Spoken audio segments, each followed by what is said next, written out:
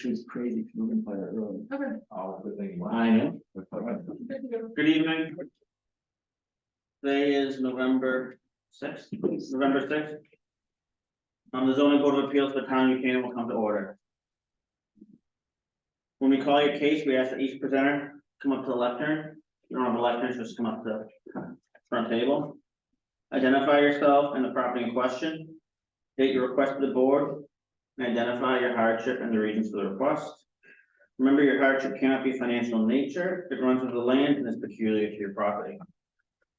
The board will then ask questions of you. After which you will sit down and we will give those present a chance to speak. You'll then be given an opportunity to answer any questions or to sum up your request. We record the meeting so everyone must speak into the microphone and state their name. The board will then go into business session. Discuss matter and make a decision. There are 5 voting members on the board, and it takes 4 positive votes to grant the variance.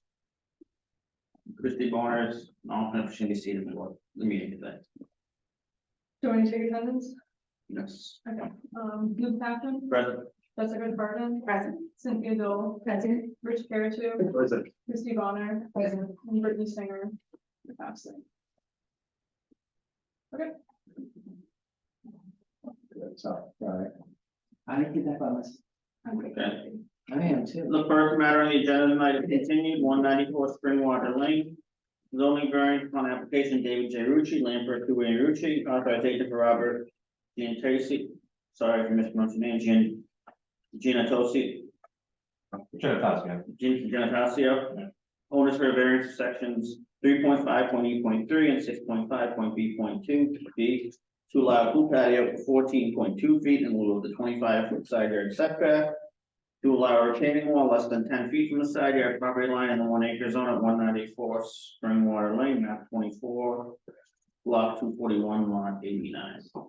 Good evening, Mr. Chairman, David Rucci. Thank you for letting us come back. It was actually very helpful and instructive for us. If you remember the last time we were here, there were 2 issues roughly, or 2 things that the board would like some more clarification on. Ms. Cardin had asked earlier about the placement of the stone wall and like essentially why did it need to be there? Was there actually a rationale behind the stone wall being there? Could have been moved closer to the pool or could have been moved further away. And we asked Crossland Engineering, Satriano, who's here with us today, and he submitted a letter for the file as well as to his analysis of why the wall, this is kind of the best spot for the wall from both a safety perspective and that of the not only topography of the property, but also where the in-ground pool is set and how that needs to be sort of protected from where the stone wall goes in. So that's one, I'll let Sal go through that in a minute. And the second issue, if you recall, was we had 2 neighbors that came to the hearing that were concerned about drainage. One was concerned about drainage, the other one was more concerned about some screening, both of which, you know, on the record certainly weren't as concerned with the variance requests that we had, but certainly just about the whole process itself. And we've spoken with both of them, and there's letters in the file of support of this application. You'll see that we did a landscape plan that addressed the concerns of Mr. Dobbin, who was most concerned about a shed, if you recall, on the southerly portion of the property, and I'll get to that later. And then just lastly, as far as the variance itself goes, with the help of the town planner, you'll see on the landscape plan that we've actually now added in a essentially if you read her analysis, a 6-inch width that's going to cut the patio from where the pool coping is. And by doing that, we no longer actually have to ask for a variance of the pool patio being too close to the side yard setback, because it essentially breaks the line there. So we actually no longer need that variance for the side yard setback. We still do though need the variance for the stone wall. Stone wall being within less than 10 feet from the property line. So I think just to start with, I'm going to ask Satriano to go through his analysis of the stone wall itself and why its placement is the most appropriate for this pool and on this property.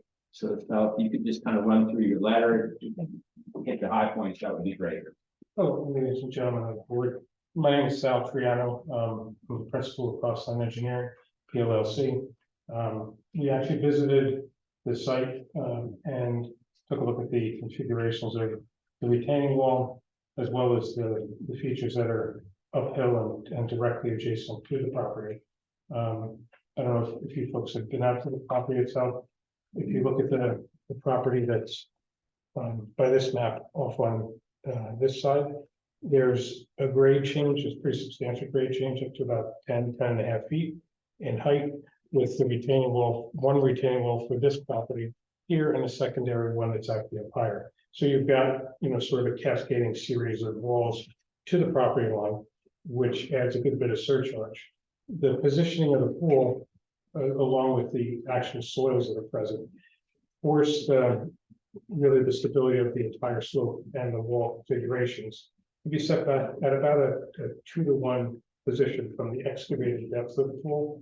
And the side that's closest to this end is the deepest end. So that's 8 foot worth of pool depth, a bit of concrete for the floor, and then the gravel itself. So as far as to support that particular slope, the positioning of this lower wall really had to be about 14 feet off that corner to make it actually function properly and preserve the rest of the slope that's there. If the original slope was just left to slide down the way it was, they would have some issues with, the actual pool itself having some increased loads. So that's really the primary reason for it to be installed at that location. We did run through circular failure planes as well as sliding block analyses for this configuration, and it all confirmed those particular analyses and determinations. Has everyone here visited the site? Mhm. We really should try to visit them, like when, particularly this site, when you visit it. You realize that, David, you have a picture from maybe the pool looking out that way? There's 3 walls.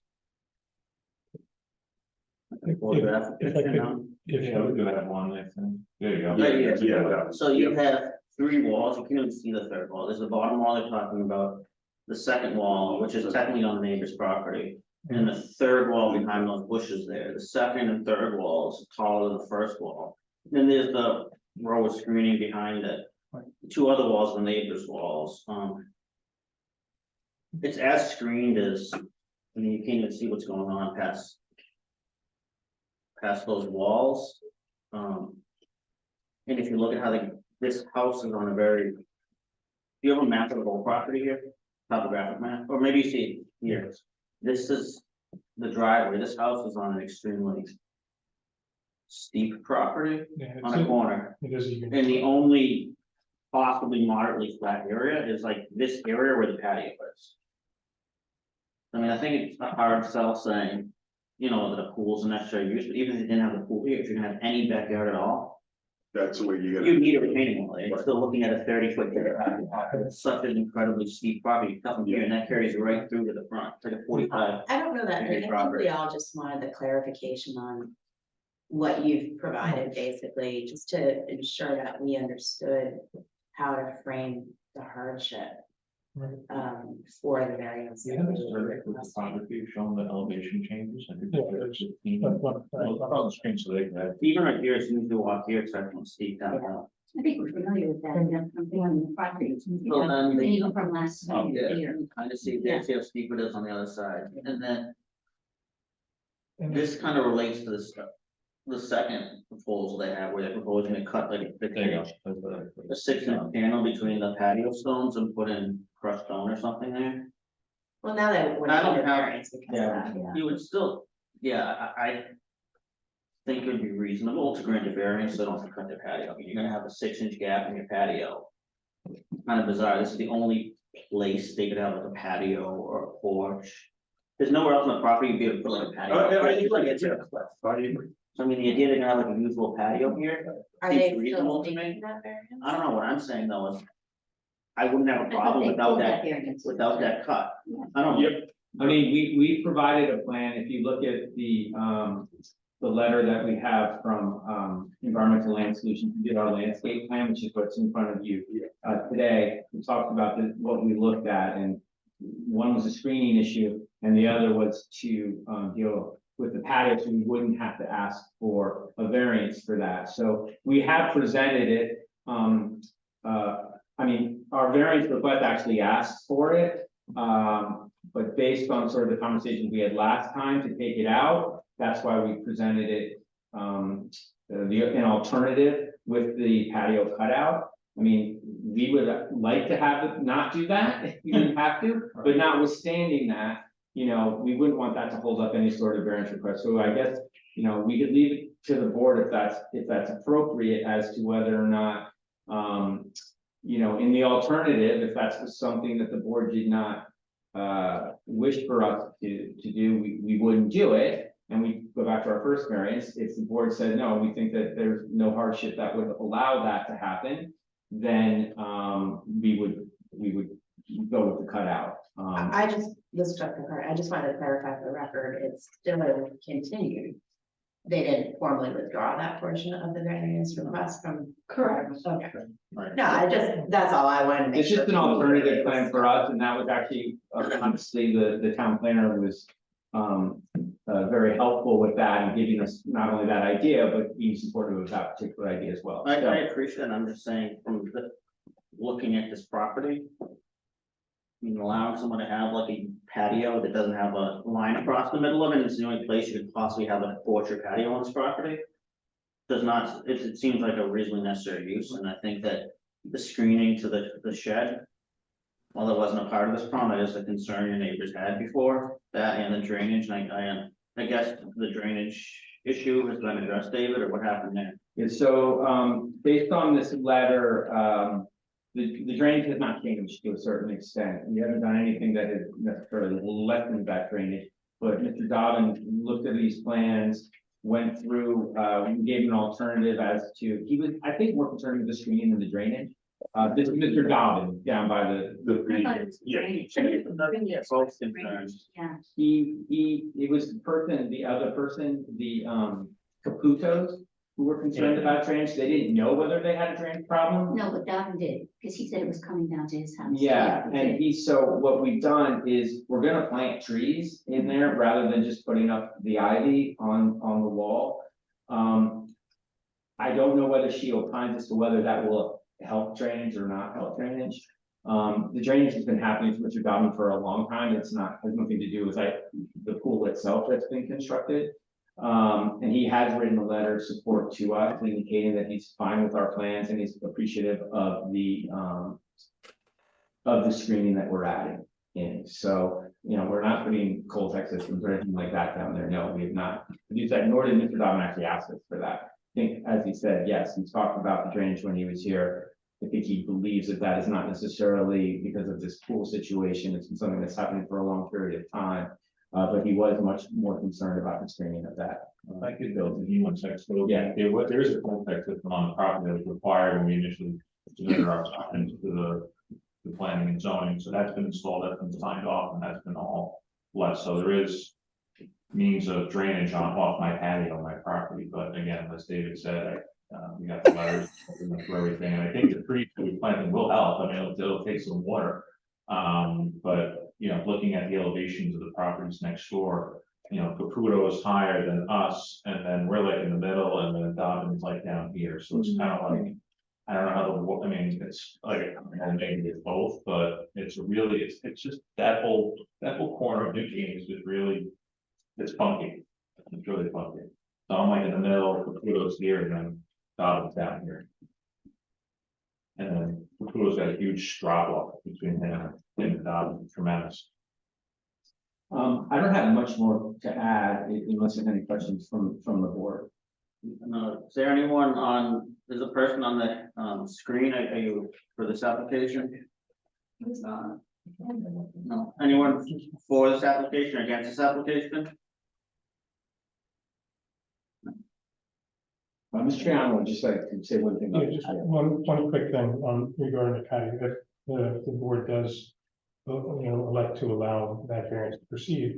the elimination of that gap and then filling of that space with, with gravel will eliminate, potential trip and fall hazard as you travel around that pool. So anyone that's using it with that uneven surface right next to the coping lines of the pool could really be a hazard for, for friends and family. Yeah, the only spot you could have Right. people outside, I thought thinking, looking at it, for a picnic, not a picnic, a barbecue or something. So I would strongly, recommend that does not be done, that's not actually pushed forward. Okay. So I would just recommend to the board that, again, this is an after the fact request, this is not, a proposal, and, the board needs to not look at that as a new hardship, this is a self-created hardship in that sense, so I would just think on what sort of implications that may have on future decisions you may have to make. Well, I don't see it, there's no precedental effect of it, and I think if the variance came to move the pool into setback, I think it'd be harder, because I think we'd have trouble saying the pool's in that use of your property. But I think having somewhere where you can have like a cookout or something. If this pool wasn't here and they asked, could we have a piece of patio there? It would seem a reasonable thing to me to have a patio there. They don't have a patio, right? No, I mean, they could obviously, with the hardship situation, they could have had a smaller patio and they'd still be able to use, I mean, we've had the same type of issue come up if it's a 3-car garage. I think ultimately, I appreciate that you came with a willingness to make the adjustment proposed by the town planner. It is a very small section we're talking about, but the fact that you're willing to potentially incur costs, even just proceeding this after fact, but the fact that you're willing to try to be more compliant, I think certainly it isn't a major request, and I think based on the topography and the gradation, there is a hardship there we can frame into a motion. But I do appreciate the willingness to talk to neighbors and do everything you Yeah, can. we spent a lot of time. And they're also, what's unique here is they're making it more conforming regarding that shed to some extent, because the shed's grandfather is not conforming. Might have got grandfathered in the past period, Yeah. but I do think, yeah, if someone comes to us and asks, can they put a patio in? I think that's a very hard variance, you need like really unique that pattern like he has with. Okay. Well, that's what close it. I think I'm fine to closing. Okay, Mhm. okay, we'll close the meeting, does anyone on the board want to discuss it? Or want to vote? I would prepare to vote. Yeah. Sounds- We have through this, but I make a motion that we allow the application, even though it isn't after the fact, application, which we do not give any extra. We do not give any extra, weight to the facts and from after the fact, they can pull it out if it doesn't meet the same standard that everyone else has to meet, but, this is a very unique property, so I move that on account of it being a corner lot. It being extremely steep hill, with the only possible usable area being this very small area. Behind the house that has all sorts of drainage issues, because it's a tiered structure with 2 enormous walls behind it and runoff running down it, that, we move to allow the variance that originally submitted. With the modification that they, implement the screening proposed on the, landscape plan and letter. From, who was the letter from? environmental lands. On the letter from Environmental Land Solutions LLC. And just to clarify your motion, be with respect to the To both the- original variances. The original, Right. yeah, Right. so that they don't have to put this, a 6-inch, Current second, on Just to clarify, the implementation of the landscape plan, is that a condition or? it. That's a condition of the variance. Yes. So they'll be making the, property more conforming, so in addition to the hardship that they have here. Their, the grounds is also that they will make this property more conforming than it previously was with the shed. Extremely visible from the neighbor's property. Cardinal second. Rich Keller to approve. Cat in favor? Cardinal in favor. Delwood in favor. Thank you. Thank you, guys. Have a good time. The next matter, 7 Indian Waters Drive. Zoning variance. Upon application, David DeRucci, and Liberty Richard. Authorization for James Capricorn flood owners for variance sections 3.5.8.2 and 7.1.b.2. To allow open porch to be added to legally non-conforming home. 22 feet in the front yard setback.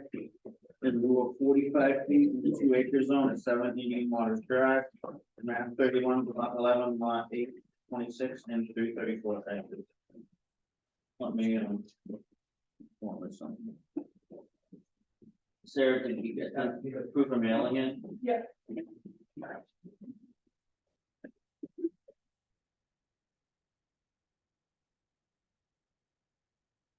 Attorney Rucci, can you explain to the board on what you're asking for and what your hardship is? Yes, let me just get this up.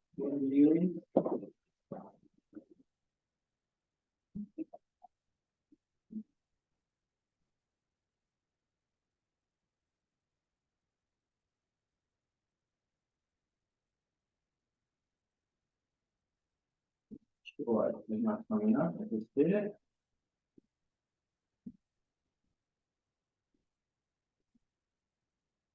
Dave, did we give a variance for this property like a couple years ago when they built that pool house? No, not that I know. No. No. Good evening, Mr. Chairman. David Ritchie once again for, the floods. Jared Pickerton Flood here this evening. They own the property at 7 Indian Waters Drive in New Canaan, obviously, and, this particular application is, I'm sure everyone's been down this road before. This is on Weed Street. It's a corner lot. This is going, south towards Darien essentially, okay? And this is the first corner of this particular piece of property. As you go along, you see this fence that kind of protects this property from the front. This is a very old piece of property. It's actually the beginning of Indian Waters Drive. It was built in and around 1920 or so. That's what you have on the field cards. It was an old farmhouse. I'll get to that to begin with, but I just want to kind of orientate you as to where we are. This is coming down Weed Street. They have 2 entrances to this property. It's a corner lot. So the property is actually sitting on both Indian Waters and on Weed Street, and it's within the setback of the front yard for both of those particular streets. This is the first way to come in. This is looking back up towards New Canaan, and this is Indian Waters Drive entrance. The stone wall right here is what we're about to come through. And then this is sort of the front of this old house, it's a farmhouse, and this is looking back up into Indian Waters, back up towards Beach Street. So here's the property. It was originally about a 1.4 acre piece of property, and you can see it's sort of the beginning of Indian Waters. And so here's your house right here as to where it was sitting at this time. And then eventually they bought a conservation easement. This is the old Feber Special Properties subdivision, which is now actually owned by Weed Farm. So Weed Farm now owns all these particular pieces of property, and they also bought some aquarium property in the back there at Weed Farm. And this property sits sort of as their neighbor to the northwest. Here's what the property looks like today. Here's the conservation easement that was added in. The property has a fairly new pool house in the back. And then once again, you can see here that this property, this old dwelling, sits beyond the setback lines, both on Weed Street and on Indian Waters. David, do you know the white fence alongside, Yeah, kind of like a stockade fence, but it's vinyl? I don't know if that's fine. Yes. Yeah, it's vinyl. Do you need, was there a variance for that, or how do you have your fence? That fence has been up there for a long time, so my guess is So that's probably just replaced. one. Yeah. That fence has been there for 30 years. Yeah, Well, not that fence, the one that preceded that. That one must replace them. I think it must have been replaced at some point, and so long as you have a fence there. Yeah, I you're understand. not- I was wondering. Yeah, Yeah, that fence is maybe like 3 or 4 years old. I mean, it's, Yeah, that's right. It got very rotted and. But there was one before that. And it actually, this winter had a car wreck in it as well. Yeah, you know that. A decent amount, so. I think we replaced it in 2016, but we made it the same height as the wood fence, but the wood fence was just really in disrepair. Surprised the plow doesn't blow that out going like this, like heavy snow. We lose a couple boards from that. But that's the so. beauty of vinyl, it operates back Um, in. yeah. No, what a car said, No. okay, So here's a better sort of, I just enlarged the area that we're talking about here. So as you can see, here's the frame dwelling that sits over the property line. And you know, it's a tough site in the sense of how loud it is on Weed Street, so there's not really a lot of activity or use in this particular area along Weed Street. And what the applicant, the Floods, would like to do is they both grew up in farmhouses, they like farmhouses, they want to continue to use it as a farmhouse more, they like that look of the farmhouse. And they'll be the first to tell you that most of the people that they spoke with who they wanted that, you know, asked them what kind of work they wanted to do, almost told them, just take down the house and move it. That would probably be the easiest thing to do, but that's not what they want to do. They want to continue to use this house in its current configuration. So what we're doing, and what they requesting from a variance from the particular board this evening is to add in this 336 square feet of open porch. You can see it does sit about 22 feet from the Indian Water front line. Right now, there's no real way to sort of get to this area inside here as far as the grass, and I'll show you all that in a minute. I just want to orientate yourself first. So they'd like to basically change their front door, which is essentially here now, and start using this as sort of the way to get in and out of the house, get around, and then be able to access this area to the, that would be to the west. So here's a kind of a better picture of what we're looking at here. This is sort of where it's going to start to get enclosed in and come around. The red is showing you sort of what's being removed and then what's being added. So you can see it's going to be an open porch in this particular area. So it's not as if we're going to do solid wall and they're moving it out. It's just going to be an open area porch. This is the side that it's going to come around to. And this is the grass area that I was talking about that's difficult to get to now from any area of the house itself. And this is just looking back up towards Indian Water from the rear. Okay. And this is sort of the side that we're talking about. As you see the porch come around this area, and then this, you know, that back piece right here. So is it wrapping around the whole back? No, No. it goes not quite, oops, sorry. Not quite to the back, it goes right to where this piece that was jutting, so it's gonna go in front of that. Oh, in front of that. Yeah, so it's gonna come around to there, so this stays the way it is. You know, speaking half in front of the side. Mhm. David, isn't there an exception for the setback for open porches? No, not for, the porch itself is gonna be footprint. So it does, there's no exception for that as far as building within the setback. It's still a structure that's gonna be within the setback. There's an exception for stairs to be 5 feet Stairs. setback, but this is much, or it's 10 to 12 feet, I think, instead of the 5. Town planner and I spoke about that briefly as to whether or not we could fit within the exception, and you know, I agree with her that we don't. We have to move forward. So this is okay, so this is just the other front door, for lack of better words. This is sort of where it all started. This was gonna be the front door. This is kind of a similar open porch look to what we're trying to create on the other side of the property. And then this is that same porch I just showed you. And then this is the front of the house on Indian Water. I just want to show you how I have it open in this particular area. And this is just what, nothing's really happening on this side, but this is the architectural plans for it. And then this is the area of the patio, once again, on the Weed Street side, not on the Indian Water side. And this is that entrance on the Weed Street side. So you can see, once again, they can kind of come in through this way, but they really want to start to try to access this area over here. So that open porch that you showed us where the front door is that's going away, that open porch will stay there and it'll just connect all the way around, you go. No, this just stays here, and then you don't start, and then it'll be the front of the house, and then it'll start to connect around again until, whoops. So this is the other side here where we should it, so the porch doesn't start to connect until here.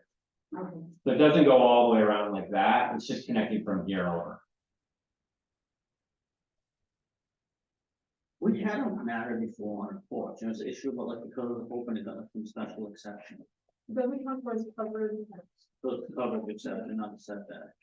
If it's open. David, very carefully, nothing is happening above the porch, right? No, the porch is gonna be just Right, single story essentially. right, so you can't access the roof of the porch from the second floor down. That's correct, that's correct. Neighboring properties, I'd just like to try to show sort of what you're gonna be seeing. So this is Wheat Street. Okay, here's that fence that we were just talking about, that vinyl fence. See, there's a ton of screening there. You're not gonna see anything. You're not gonna see this porch anyway from here, but I just want to give you the view from the east. This is the view across Indian Waters from where the porch is going to be. Once again, zero impact really on the neighbors themselves. This is the line on the other side of where the grass is. So once again, you have a nice screening in this area from the porch. And once again, we're looking at an open porch. We're not necessarily looking at a structure or two-story structure, et cetera. And then this is the rear of the property. There's a patio here we're taking out. And I'll go back to the slide to show you that. Distance to other properties, on Indian Waters, we're looking anywhere from 200 to 460 feet away from where this porch is going to be. Then, you know, across the street, once again, you won't be able to see this porch at all. And once again, it's really gonna fit into sort of where that front area comes out anyway, and which is 22 feet away from the front yard, and we're actually removing a staircase, which is closer, it's only about 14 feet from the property, so we'll be taking that out of the front yard setback. These are just showing you what the overviews look like, once again, very far away.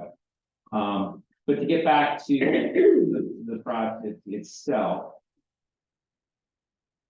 Just want to get back to that map. I think that's the easiest way to show it. So, as you can see, we're removing a patio that's in the setback. It's on grade, it's allowed to be there, but it will be coming out of the setback. It's about 356 square feet. But once again, we're moving the entryway that's much closer to the front yard, it's about 14 feet away. And then this is where the wraparound porch begins, and it's about 336 square feet open porch. David, can you go back? All right, so those stairs, Luke, are being removed, so those stairs would not, since they're stairs, that they get the exception. And I'm just saying that, not relevant here, but just to clarify In what theory, yes, but because they're already in, like, the whole house is in the setback, it does. no, like, Yeah. if they were trying to build them now, they would need a variance for them because the house is already. in the Right, setback. okay. And what is the, Jessica, pardon, what was the original date of the original building? built date? 1925, Yeah, so it's very much prior to the zoning regulations. inherited. Yeah, I mean, if you look actually inside, some people it goes back as far as 1800, and there's actually fascinating architectural detail. The original exterior wall is exposed in the inside of the house. That's part of what we love, and it's ancient in terms of the building. I'm in an 1880s Okay. house. So, yes, it's a labor of love, as you know. The property itself, so the coverage when we're all said and done, it's allowed to have somewhere around 5,200 square feet of coverage. Right now it has about 3,500 square feet of coverage. So we're gonna be adding an additional 336, maybe more than that, a little bit more than that, because this is gonna count as well, but you're still gonna be well under the allowable coverage for this particular building. And once again, we're gonna be moving it back from 22 to 23 feet, and kind of fill this in. And once again, it's not really, solid wall you're looking at an open porch. So we think it has limited to zero effect on any sort of neighboring properties. And we also believe that it's a great improvement to this particular farmhouse. As far as the look in these, and not that aesthetics is something that you can get a variance for, but it will be much nicer looking, and it'll match the porch on the other side of the property, keeping with sort of the historical nature of this particular building. The hardships that were present based on the fact that we have obviously a very old home that was placed on this property prior to zoning regulations, not only for front yard setbacks, but it's a corner lot, so it has 2 front yards on the property. Additionally, we believe it's less than the required minimum width of the property in this particular zone.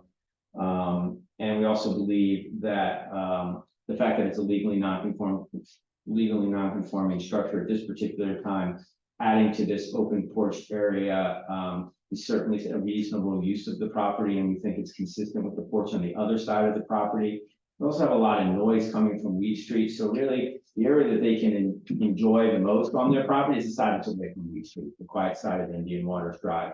This is very difficult to manage, as far as using that porch, but, when I suggested to them, well, you can always take down that porch, they may like that better, they're like, we don't want to ruin the aesthetic of the property, that's a beautiful little porch, and we want to keep it, regardless that we don't use it that often. So the existing entry and the side setbacks can be removed. This is gonna be removed here. Okay, this is the stuff to go out, and then this patio in the back here on grade, but is going to be removed. No one sees that anyway, so that's. So this is gonna be taken out as well on the side. And then- Taking that out because of parking. No. Attractive. You wanna put a bird in But that. that patio, you could. That doesn't make it more compliant, taking that patio, does it? No. Nothing's required for it's ground. No, it's on grade, it's not compliant, I mean, it's still in the setback, but it doesn't make it more compliant now. But once again, it just goes to the overall use of the property, that you really can't use this area on the front side of Weed Street based on, the noise, and the fencing, et cetera. So, all this is gonna be taken out, and this is gonna be added to the property, and it's, once again, it's legally non-conforming structure, has a hardship based on the fact that it's in the front yard already, and positioned there. It was in existence prior to the passage of the zoning regulation. And to add an open porch would be consistent with, reasonable use of the property and holding this historic home. We don't want people to obviously go out and take things down, but remove it if they don't have to, especially with a home of this particular nature. David, you said something that porch is gonna enable increased use of the side. I don't understand why. So right now, And I pass by the house every day, as you know, I live on the Yeah. block, so I'm just a little. I'm very worried about it. Why would a porch increase the access to that side? Well, right, I mean, I can let, Mr. Flood talk about that as well, but right now, the only way to get sort of to that area of the property is to go around the house and come about. Why can't you go? We're gonna add two doors on the side, kind of on either side of the fireplace, so we have direct access to the side lawn. We'll change the whole way, like the layout of the house, so remove the kitchen door. But you can get, but can you get to that whole side of the house from the front yard? You have I mean, to you go to the obviously, front door obviously you can walk around. around. Yes, Yeah. There's no, What you're talking about from inside. yes, that there's house no outside. immediate, Got exactly, it. there's no immediate I access. got it. Okay. So where those windows are would be doors. Yeah. Got it. Okay. And as you know, with the broader perspective, we've got the fire pit there, like it just, Right. that is really the kids play soccer out there, and that is the kind of, where it's the Weed Street side is really not a usable. Yeah. Side. David, can you go back to the front elevation again, just like we all understand? So. But is the porch is gonna be even looking at the house, right, where the porch is? The porch is gonna protrude evenly to the right corner of the house, right, meaning that Yes, right there, exactly. So it's gonna come from here around. all right, Yeah, it will not stick any further. it will not go further from where the kitchen. No, that's- and again, as we talk about, the stairs will be out, so actually, the protrusion of the house will actually come in. The closest mark to the house will be farther away from the road than it is currently. Right, Because especially if you get rid of the stone stairs. Exactly, the stone stairs are coming Right, got it.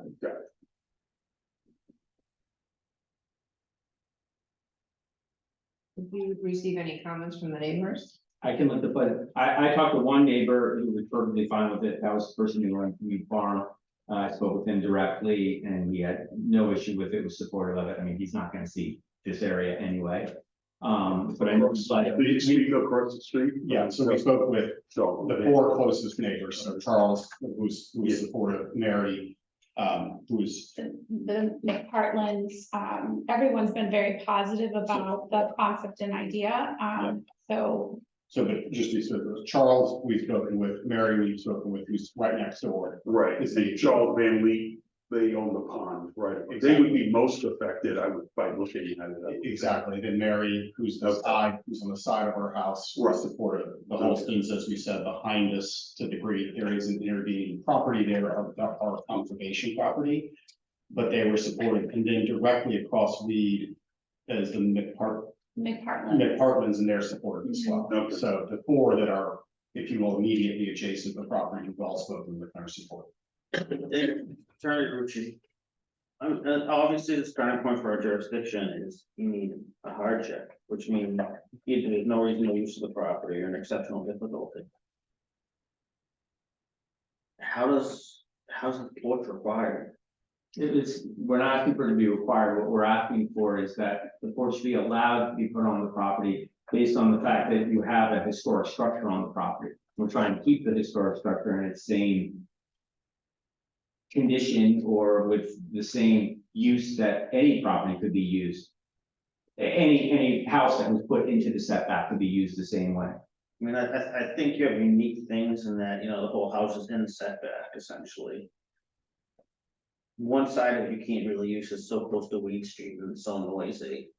But I still think you have the, I mean, I think he framed pretty reasonable hardships in the sense that because of the house predates the zoning regulations, they have such a big lot and they inherited this front position of the house that's already in setbacks, basically. I mean, it would be absurd to ask them to move the house, no, we have to get to the, like, there has to be reasoning. And that's it. for it. And generally speaking, lots that are corner lots are considered to have a hardship based on the fact that they have to comply with 2 front yards. And in this particular case, not only that by 2 front yards, but this house as being placed in 19, whatever it happens to be, or 18, what happens to be, was there before the zoning regulations were in effect. So prior to any passing of the zoning regulations, whether it was 2 front yards or whether it's the front yard that it is today, they would have been able to put a porch on this particular piece of property. So I think the board has the ability to grant the hardship based on the fact that it has 2 front yards. That is a non-conforming home that's historic in this particular area of the property, and that it has, they are moving it back. They're only taking a part of the property. They're not going any further into the setback, in other words. If I can go back. They're still going to be over 22 feet away from Indian waters. So they're not going any further into the setback than what they have today.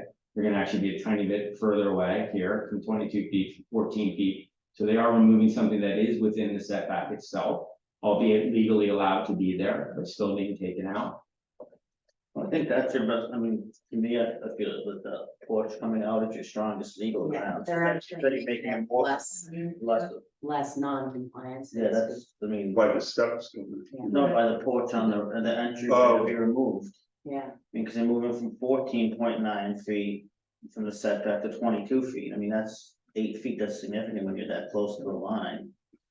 And the patio is not required, not required to go outside the setback, but they're getting rid of that, which in some way is more right. compliant, even though, I guess it's not really more compliant, you could put that there now. To your point, they could have theoretically made it a patio instead of a porch on that side, but then you'd still have the same visual impact. Then they would not need it necessarily variance for that. So at least in this proposal, it's going to be less non-compliant with the removal of the entry. And they are taking steps to actually remove the other visual feature, even if it is patio. And then just with the 2 front yards and the inherited age of the house, there are some obvious challenges with this property. They're not asking for a coverage variance either. They don't have an issue with that. They're not going any further than the existing, I guess, depth of the house. So they're just following that existing line, so not going any further. What's that dotted line on the bottom right corner? Right here, that's a Bilco door. I think there was a picture of that. Yeah, there is. Yeah. Yeah. Not, I don't think the business of this committee, but I guess wetlands and everything, because I know there's a lot of water. I don't know where the hell it's running from, to and from on the property, but you've been through all, I mean, that's. Yeah, I mean, they haven't applied for a building permit yet, Okay. so once they do that, it'll go through all of the departments. We're not allowed to apply really for anything. Until you get the wetlands, but a variance is granted. Okay. The variance, Okay. granted, we would do something different. Okay, that's not our concern. Yeah, So when you pull in from the driveway, Which driveway? which driveway, the one on Indian Waters, okay? That's it, pretty much right here. So here's but the you go driveway, into meeting. the. That's the porch that's being removed, or that's the new porch? Right here is being removed. Well, so those stairs are going, those are the stone stairs that are going. And then, excuse me. The porch will come out meeting this, which is the kitchen right now. So there'll be no further out than this, what's now the drain spout, obviously. And the stairs being removed to the right. Exactly, those are the, so it'll go around here to this side, but no further out than the current line of the house, and then around halfway back on the side. Currently, the house has two entrances in the front, the antique kitchen door and then the newer door. Yeah, we're keeping the blue door and that's where the porch would go. We're getting rid of the white door with the old steps. Does the house have a garage, or is it the pool house? We do on the back side. So that goes into the other guy. Yeah, Yes. Off of Reed Street.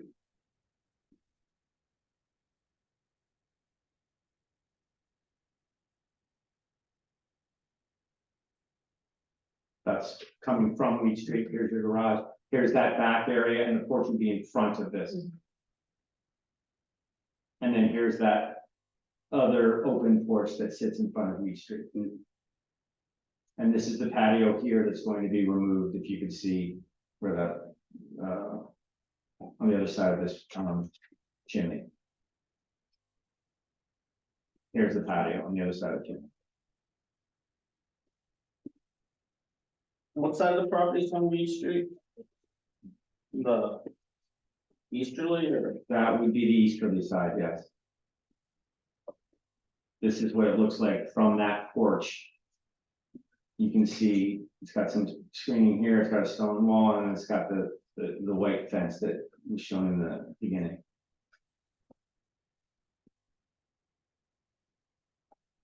And then these are the neighbors across Indian Water. So this would essentially be kind of where the porch would be looking out from, Yeah, a little bit further. a little bit Right. further, yeah, to the right. Yeah, I mean, clearly, the big, one of the benefits here is they're gonna have a porch looking out to that beautiful pond, right, I mean, that's. Yeah, Well, and onto the, where your children are coming, where you can see your, and you can see your children from that left side, right? and run out the door if they're. What?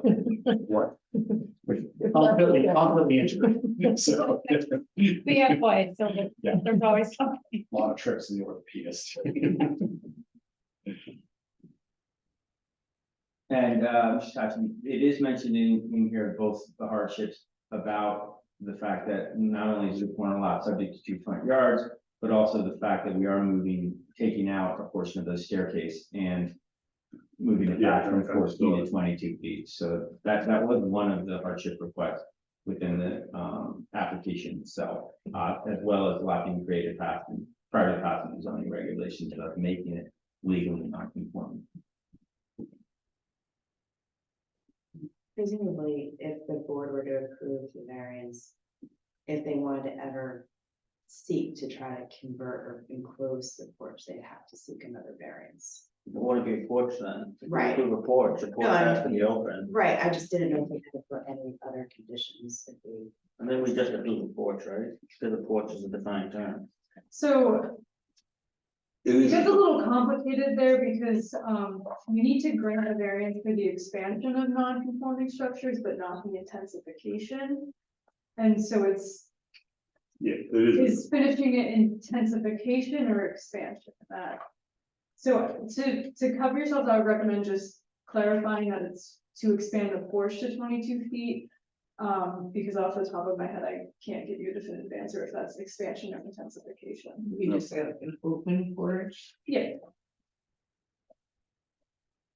Because it does say here, porch, a portion of a structure which has a roof and a floor and is open to the air without walls or screened in or glassed in openings.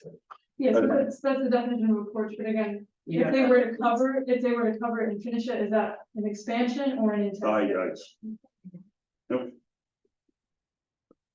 I mean, I would say from the applicant's perspective, we're asking for a porch to be open. We want it to look as a porch. We're not looking to enclose it all. It's the for one with any sort of condition that if in fact at a later date, you know, this was going to be expanded, that they would need to come back to this board for that. I would, you know, that's perfectly acceptable to I the think, applicant. to clarify, it's not necessarily about a few, or current homeowner as much as it might be about a Correct. future homeowners and notification. Understood. Is something, is a condition like that enforceable if we put it down? I mean, it's enforceable until someone appeals it, isn't it? And the courts just.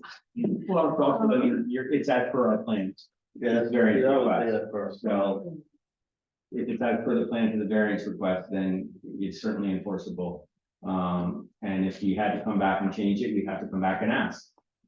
And again, for how, you know, the process works internally has, in my understanding, for decades. When we get a building permit application, the first thing we do is confirm that there are no variances or special permits on the property, and if they are, we check the conditions. And you don't issue a permit if it violates a condition of the approvals.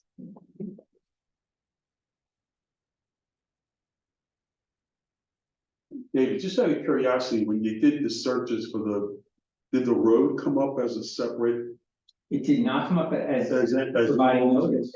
Yeah, No, because I was wondering whether I had to provide notice to everyone in Indian Water, but it did not come up as that. it interesting, No, I was actually surprised, okay, because I thought I would have to provide notice to everybody yeah. on Indian Water. So do they- Who owns the road?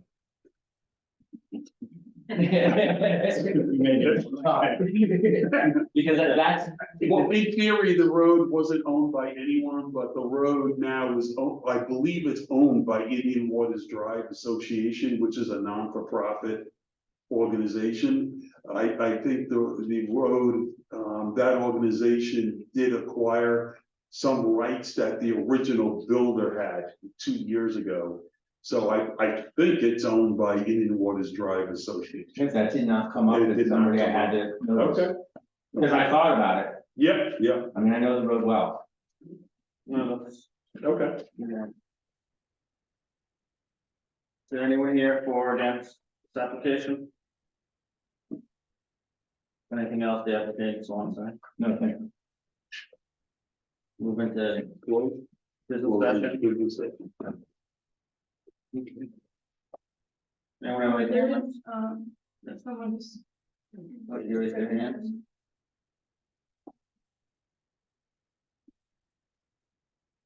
Can you unmute the person? I just requested that they, so, Yes, hello? yes.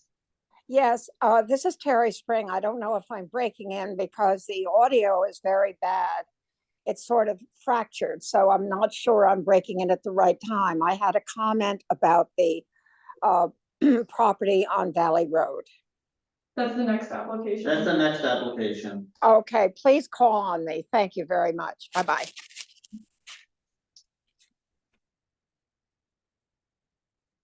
So, I think on the regional use.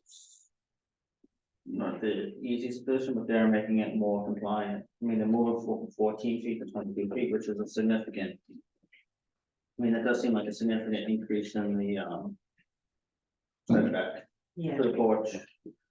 On what's unique about the property is, I don't know if 1920 is historic, but it is old enough that it's big zoning and almost the entire house is in the current setback. They're moving that patio, I don't know if it makes it more compliant or not. There's not unique cover graphical problems, but it is unique in that they're so close to each, it's noisy through that stretch there. And to, which renders the easterly side not suitable for anything. Yeah, and it has two front yards, because it's corner lot there along a, possibly private road. Those would be my comments. Anyone has anything to add to it?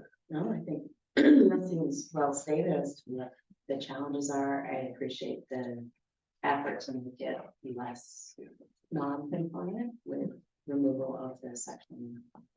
That's 14.9 feet from the road. Right, and it's squaring it off, they're not making any additional, Right. there's no additional encroachments. I don't have any issue. No, I don't have any issues as long as it cannot be accessed from the second floor or remains an open porch as that condition, I think. I we need think, to put it there. Yeah, As if you we, said. if we granted the variances as shown in the plans, that would be the variance. I would be more in favor of that. Is there a motion? I'll make a motion. Those are, I move that we allow the variance as per the plans of the request, including that enough. That the roof area of the porch not be accessible from the second floor. And that it remains an open porch. And then the porch not be enclosed on the ground that is a historic home, that's almost entirely side setback. They're squaring off the house, they're increasing conformity by removing a entryway and porch that's 14.9 feet from the side setback and replacing it with one that's 22 feet. They're also removing a patio on the easterly side, it's about 356 square feet. Hardships being that it's a corner lot, house precedes zoning and sits almost entirely in the setback. The noise from these three renders the easterly side of the house not appropriate for activities. Anything else? Harding will second. Water in favor. Rich Barrett, in favor? Passion in favor? Harding in favor. Dell in favor. Yeah. That roof is metal, so no one's gonna get on. Is that a working, I mean, can I go with a bucket and get some water? I'm sure you'd be, I mean, it's, I don't know, we don't want anybody to think. Oh, you know, topic of conversation, not Halloween, Yes. something that. Yeah, yeah. Thank you. Thank you all very much. Thank you.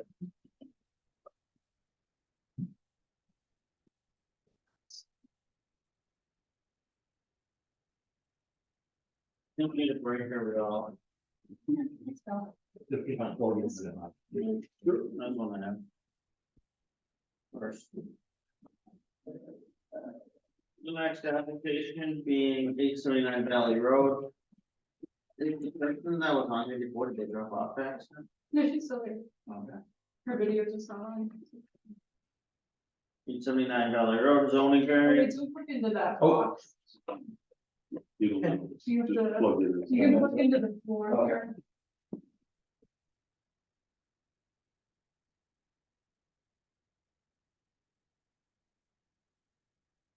All this tab.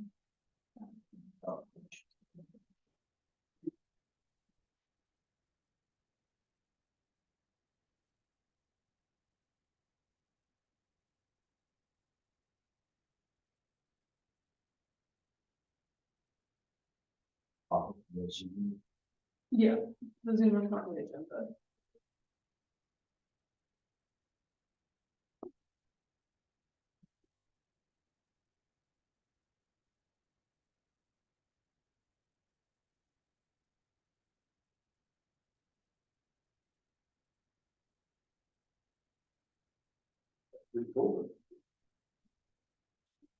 It feels good. And then just make sure when you This do one I that played. camera is off, it's out, is off.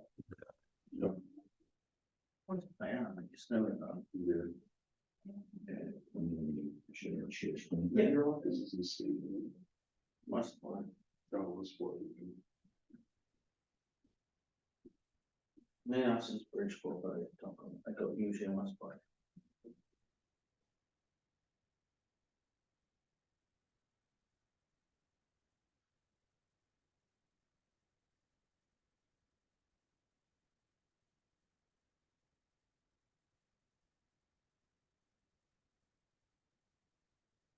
What else, then? Okay. Zoning variance application, 879 Valley Road. Upon application of Robert and Ashley McNeil, owners for a variance of section 3.5.8.3 to allow a barn/storage unit to be located 12 feet from the side yard property line. And an open air pavilion/pergola to be located 29 feet from the side yard property line. In lieu of the 35-foot setback in the 2-acre zone at 879 Valley Road, map 46, block 118, lot 88. Did you get the mailing receipts in for the? Yes. Can you identify yourself for the record and then explain what the hardship is and what your request is? I guess someone, it's on the Zoom Did you meeting. wanna wait for public comment until after the presentation or? Correct. Okay. But why don't, I was just gonna say, why don't we all make sure that we speak up, cause you noted before she's having trouble hearing us. I'm not sure where the microphones exactly are, but let's. Sure. On the ceiling. Try to do Okay, that. yeah, so good evening, everyone. My name is Robert McNeil. I am the homeowner for 879 Valley Road. Thank you all for your time tonight. I really appreciate it. So I am here to request 2 variances, as the chairman was mentioning, one of which is for a barn/storage shed, 22 by 22 in size on the northern side of the property line, and the second of which is open air pool pavilion/pergola, 18 by 14 in size, that would also go on the northern side of the property line. So just to provide a little bit of background and context, we moved to New Canaan in summer of 2018. This is our home, 879 Valley Road, and that's what it looked like when we bought it, and this is what it looks like now. So we've made some augments to the home, to the property since moving here 5 years ago. And we obviously love living in New Canaan. We have 4 small children and just have found it to be a wonderful town to live in. Just by way of additional context regarding the home itself, the property resides on a private drive that is shared by 2 other homes. This particular subdivision was actually created in around the year 2000. Prior to that, it was just had 1 home on the property. It was essentially a 9-acre lot. So they subdivided it into these 3 lots. You can clearly see here just from the diagram, the shape of the lot is pretty irregular. It's somewhat narrow. It's pretty non-conforming. It also has the Silvermine River running north to south through the middle of the property, and a significant amount of the property to the right or the east of the river is considered conservation area. So we essentially have, and I'll show you the next photo, which is the official survey, but just by way of kind of toggling back and forth, let me see if my mouse works. So this entire area here is all conservation area.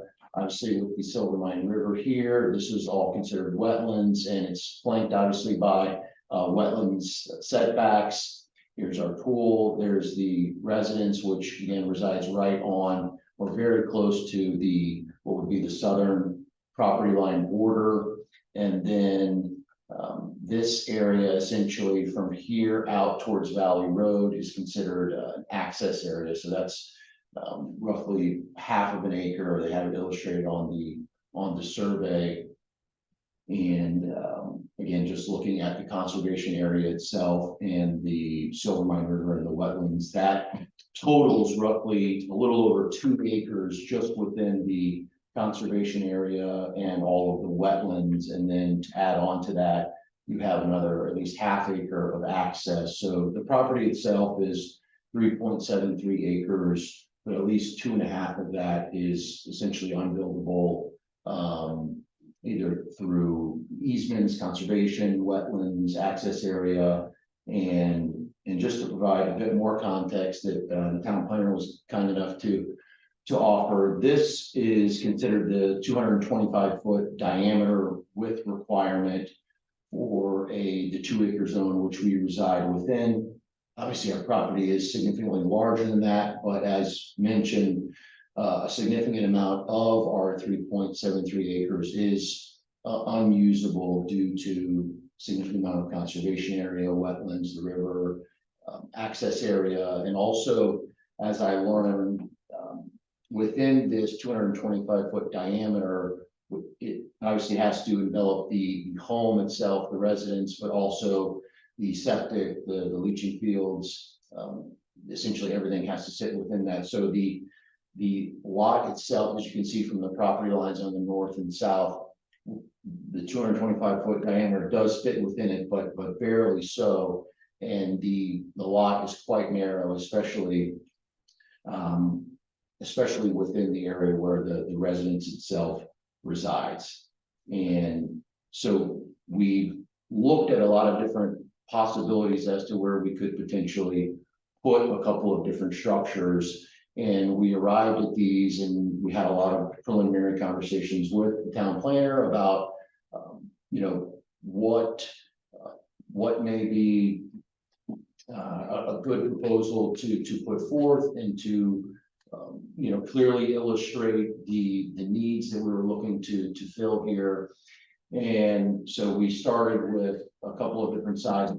We've since made some adjustments. Our initial thought was to do a 24 by 24 shed and a 22 by 22 open air pool pavilion. And we've since made some adjustments with RKW and made some adjustments to those surveys. And so we initially went from 22 by 22 on the pool pavilion to 18 by 18, and then have since made some additional adjustments to decrease the proposed barn / storage shed, as well as the open air pool pavilion to be 18 by 14. And so that would essentially require us to have a 6-foot variance and still leave 29 feet there. And the barn would decrease from where it was to roughly 12 feet from the property line, so roughly a 23-foot variance request. And just to offer a bit more context here on the proposed structures, this is an accessory building, a proposed kind of barn that we were looking at as an example. And this shows and illustrates the height at 22 feet, so well under the 25-foot mark, as well as kind of a preliminary design that we were looking at. And then for the open air pavilion, we're looking for something very, very basic for both of these structures. We're not looking for plumbing. We're not looking to do anything really over the top. We're really just looking to solve the need of shelter for the pool and provide a covered area, some kind of a shaded area. And for the barn, we're really just looking to arrive at a structure that will afford us more space for all of the equipment they have. As a result of the property being so extensive, it requires a lot of work, and I've chosen to do all this work myself. And as a result, we have a significant amount of equipment. I'll get to that here. This is the actual proposed location for the barn or storage shed. You can see here we have a temporary shed right here, the area right behind the basketball hoop. This would be the 22 by 22 area. And also several years ago, we put a fence behind this row of trees, and we also planted all of these are evergreens, these are called green giants. They grow to be roughly 40 to 50 feet tall, and they've already essentially doubled in size since we planted them a few years ago. And my neighbor, who is directly across from the fence, the Weibels, they also planted another row of evergreens on their side as well, and same trees. And so the trees are already probably 16 to 20 feet tall, and will continue to obviously grow significantly. And then this is just, so this is a view of our front yard. Here you can see this is essentially where the septic area resides, the leaching fields, right around kind of the bench area. If you go straight across is where the access area begins and goes all the way out to Valley Road.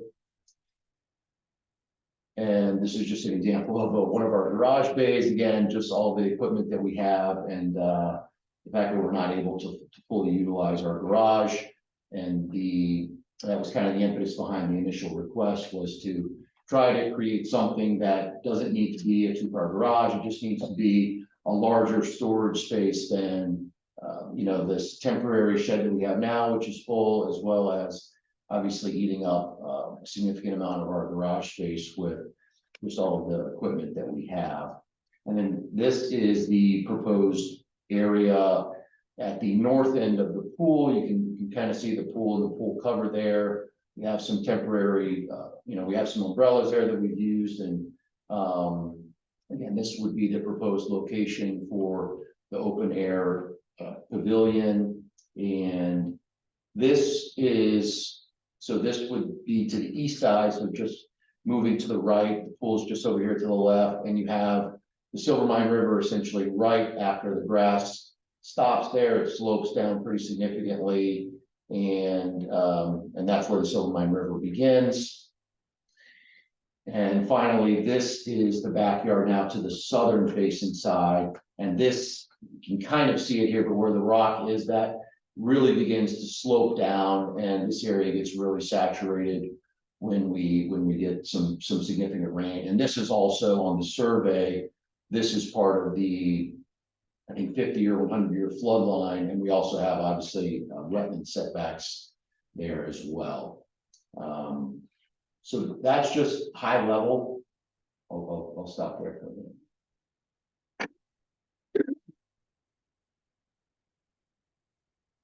But. Anyone has any comments? Yeah, Rich Carity, as far as coverage, there's no. Oh, yeah, sorry, I meant to mention that. So the coverage currently is 3,200 square feet. Okay. The allowable coverage is 7,361, so we're at 43%. The two structures are 22 by 22, that's 484 plus 18 times 14 at 252, so they're 736. So we would, ironically, we'd be adding almost 10% exactly. So we go from 43% coverage to 53. So we still have 47%. We still be 47% under the 7,361. I mean, it's certainly a very unique parcel and lot of land. And with the gradation, you obviously, plus the building restriction, with the diameter, you have a lot of challenges with how you can make use of the allowable coverage. Yeah. Without necessarily going, I think I can understand the hardships with the respect, but we always have to say, like, some of these things that you're seeking are not necessarily like a required use of the land. So we have to be comfortable with the hardship situation in that regard. So that would be one comment. So as you partner with the last application, our jurisdiction is very limited. You need essentially two things. One, a unique hardship that runs with the land, like the shape of your lot or the topography or the river running through the middle. Conservation land. Yeah, conservation land in the back, I mean, things like that. The second part of the test is that you have to either be denied a reasonable use if we literally enforce our zoning regulations. That's not gonna be met here because you have a reasonable use. The second, and that's at like a constitutional taking type example. Like you can't use the property for anything. We've had properties before, where it's 800 feet long and 35 feet wide, and it's like, you can't, if you don't get a variance, you can't build anything on it. That's unusual. The second thing you'd have to find is an exceptional difficulty. And I think that's normally the prong under which people proceed. And you have to establish that because of a factor unique to the property, literal enforcement of the zoning regulations would create an exceptional difficulty or unusual hardship. And that can't be self-created hardship, but that's not the fact pattern here, but I think there's a concern, I have a concern too, that say something like a pool cabana, if you can't build a pool cabana, it creates an exceptional hardship. That's not something we've never found before, at least not that I can recall. Because there's plenty of people making reasonable use of their properties without a pool cabana. And building a barn, plenty of people make reasonable use of the property of the barn. Sometimes we've, you know, a garage, sometimes people don't have a garage, like if you came in and said, you know, we don't have a garage, we need a place to park our cars, normally we'd say most people expect to have. You know, a reasonable sized garage, we've had discussions before, even recently where someone wanted to make a 3-car garage. And we said, look, that's too much, you know, we agree you need a garage, but it has to be the minimum amount. Because as a whole, we want properties to become more conforming over time, not more non-conforming, unless you fall into one of these fact patterns. Yeah, that's the challenge I perceive too, is that it's not an expansion, say, of the housing structure where they have all this coverage available and there would be challenges maybe because of the land. You're asking for 2 structures that are not necessarily something you need to make use of the land, that they're a nice to have, say, for example. Could you go back the set off of the positioning of where you have the proposed? I just wanted to be reminded of the distance. Yeah, sure, so the.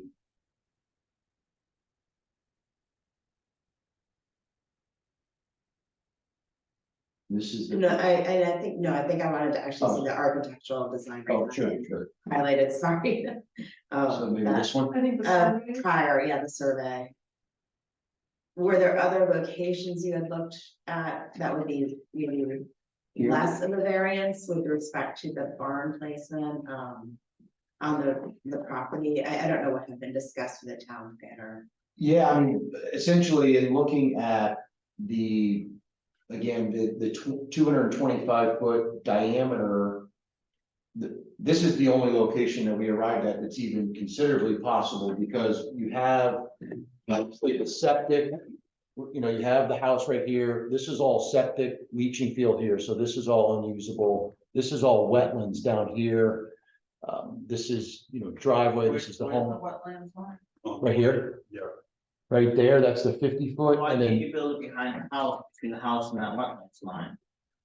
so the CEO of our pool company provided a letter, we have uploaded that to our application, and essentially what he suggested to me was that putting a structure in between the home and the pool would breach a lot of pool codes because we have a cover that goes over the pool. And you can't have an obstruction whereby you're opening and closing the pool and you have something blocking the view of the pool From the house. from the house. Yeah. And it's also the deep end of the pool right there. So you have the ingress and egress of the pool in the shallow end on the northern side. You could put the thing on the southwest corner here and still be Right where it says filter pad? No, on the, kind of near it's above the 634.81, you know, if you follow the wetland line outside that. Are you looking at south of the hot tub or like at least the Yeah, lower right, the part hot of this? tub. There's filter pad, patio and hot tub. Yes, Are the you southeast over of. there? Because let's assume this is a exceptional difficulty if you came out of the barn, which I think is a big, hard thing to sell. It has to be like this has to be like the least obtrusive place to put for you know, and if you can do it and conform with zoning, there's no hardship at all. You're saying to put the pool pavilion, No, we're Yeah. looking just at the barn. right? okay, you're looking at the bar. If there's anywhere else. you And I'm could saying, if potentially- you look on that area, Down by That was the, pretty, yeah, that back in the back there though, that's pretty sloping. It is, It's, I know. it's not a flat land. That's where you had the flood zone. Oh, yeah, it's very wet down there. It slopes but that's down. outside the wetland. That's outside the 50-foot buffer line. There is a 100-year flood line as well as a wetland line, and don't forget, you can't put anything within that, 100-year flood. Where's the 100-year flood? Yeah, right over there. it's over here. Which one, can you see? Yeah, this is the 100 year, this is the wetland. But this is the flood line. Wait, that's, This is This. the flood line, like the one with the triangles is the wetlands. The one that's aligned, the 3 dots, and then another line, that is the flood line. you're gonna see outside the flood line. You're saying to put it in between the 50 and the 100 here? Yeah. Well, it does slope off there. It's not flat. Yeah. Well, That's where the swing set is. Well, the swing set is probably right in here, and this is where it really slopes off. But basically, once you get to right here, it starts to really slope off, going down towards the river. So there's some kind of topographical challenges.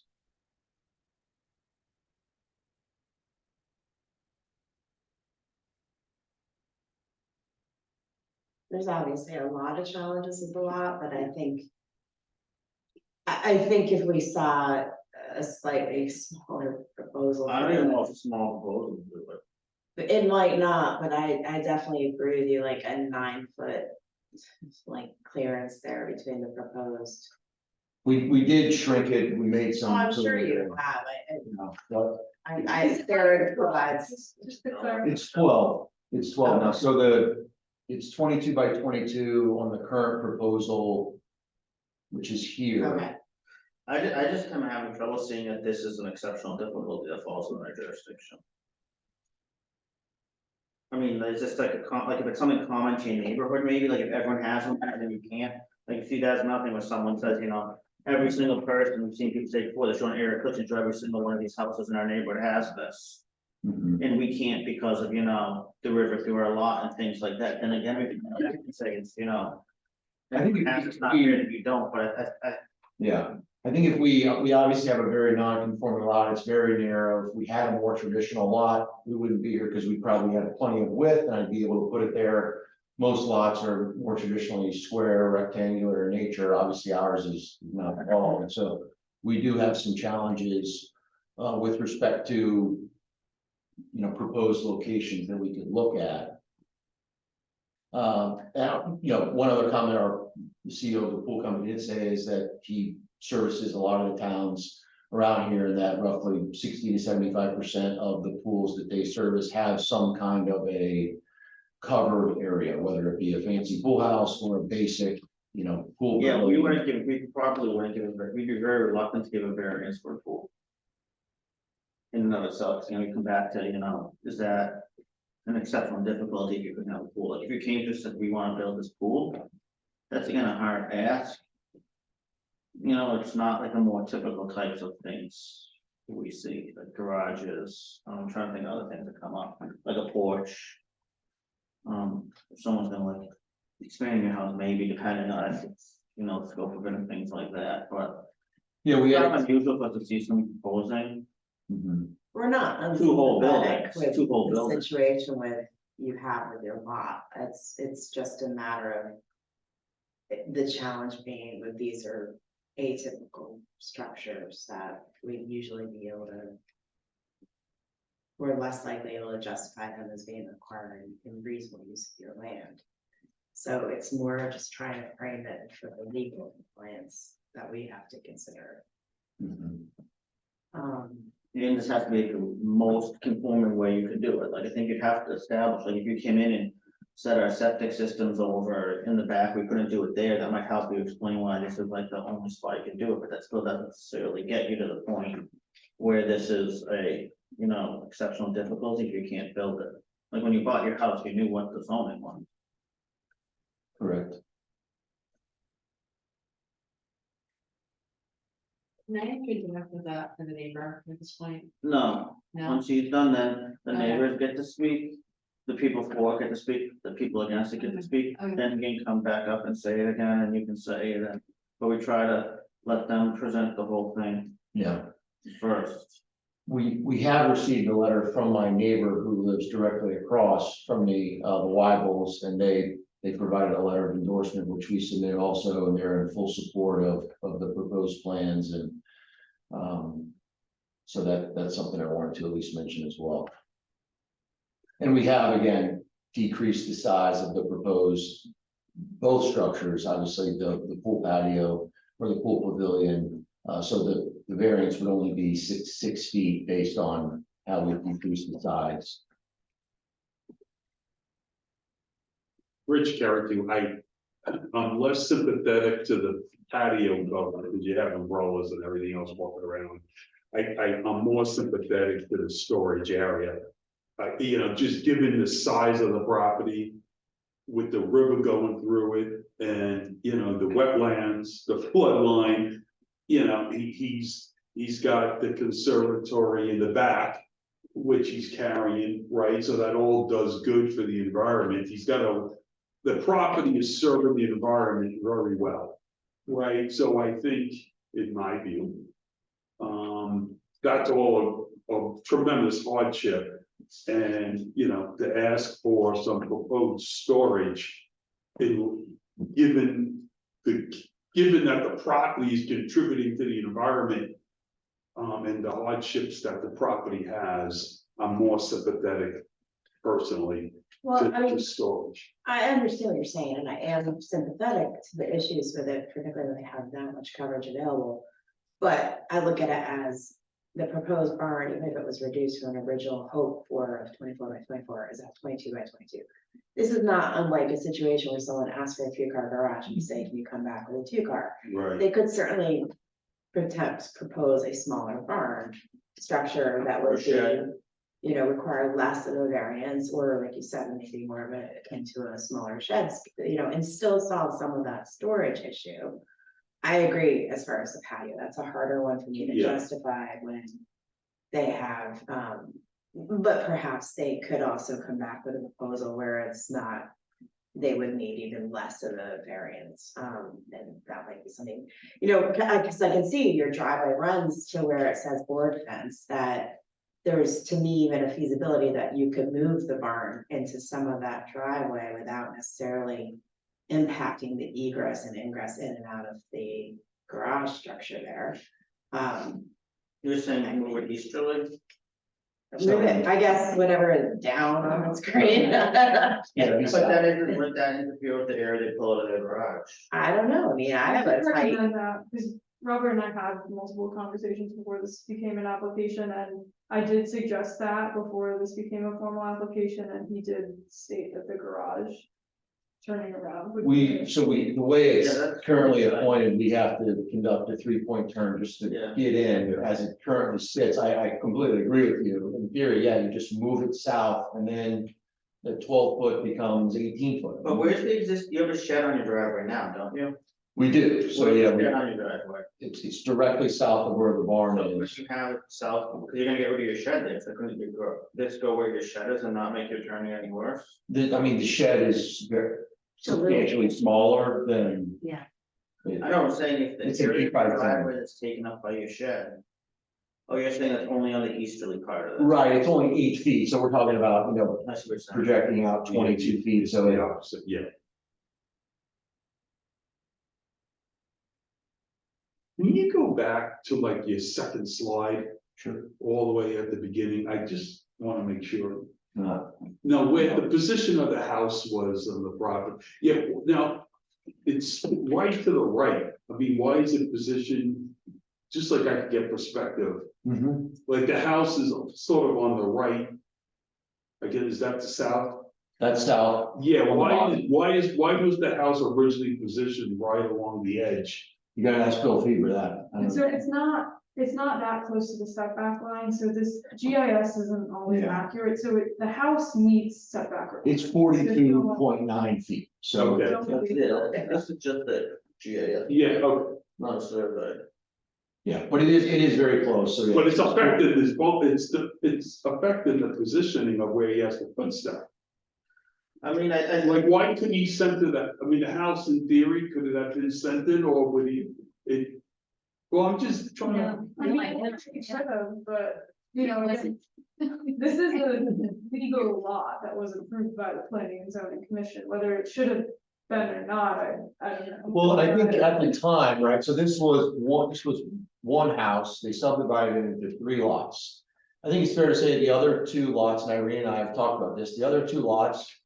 More common shaped in general, and so overall, the subdivision gained approval, even though our particular property, pretty unusual.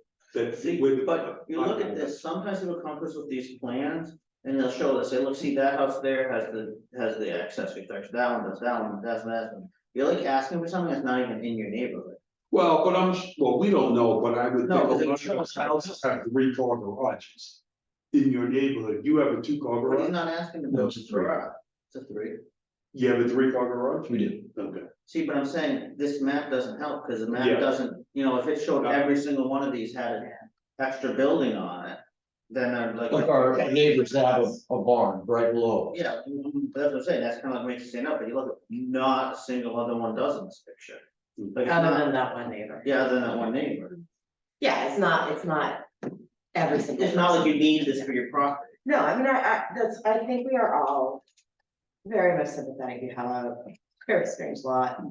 A lot of available coverage, but it's a challenge because what you're asking for is they're accessory, they're not have to have things, and I would be more comfortable if I saw some efforts to decrease the ask for the variance.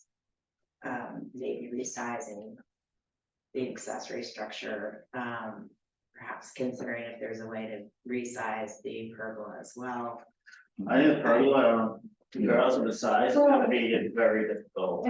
If it was a smaller ask, I might be more. Can you go back to the map on the pergola? I think I have to agree with Jessica. I think I'd be comfortable with a smaller ask. I think that looking at the shape of the lot, there really is no other place you could put. Why would they put the accessory pergola on the easterly side of the pool, the southerly side of the pool, how is it even necessary? I can The think. easterly side really slopes off. It's a gradation issue for them. Oh, there. yeah, I mean, There's also. And then it's getting into the wetlands too. yeah, I We'll don't go think, on the south then.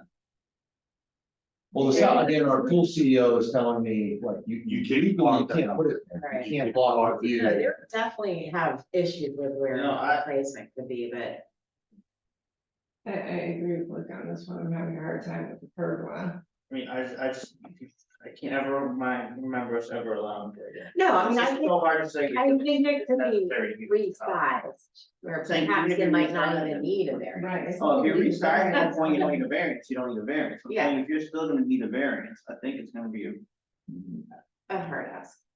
yeah. I mean, if you can get it to within the side, you don't need the variance, you don't need the variance. That's why I was thinking the side or the east or something like that, but.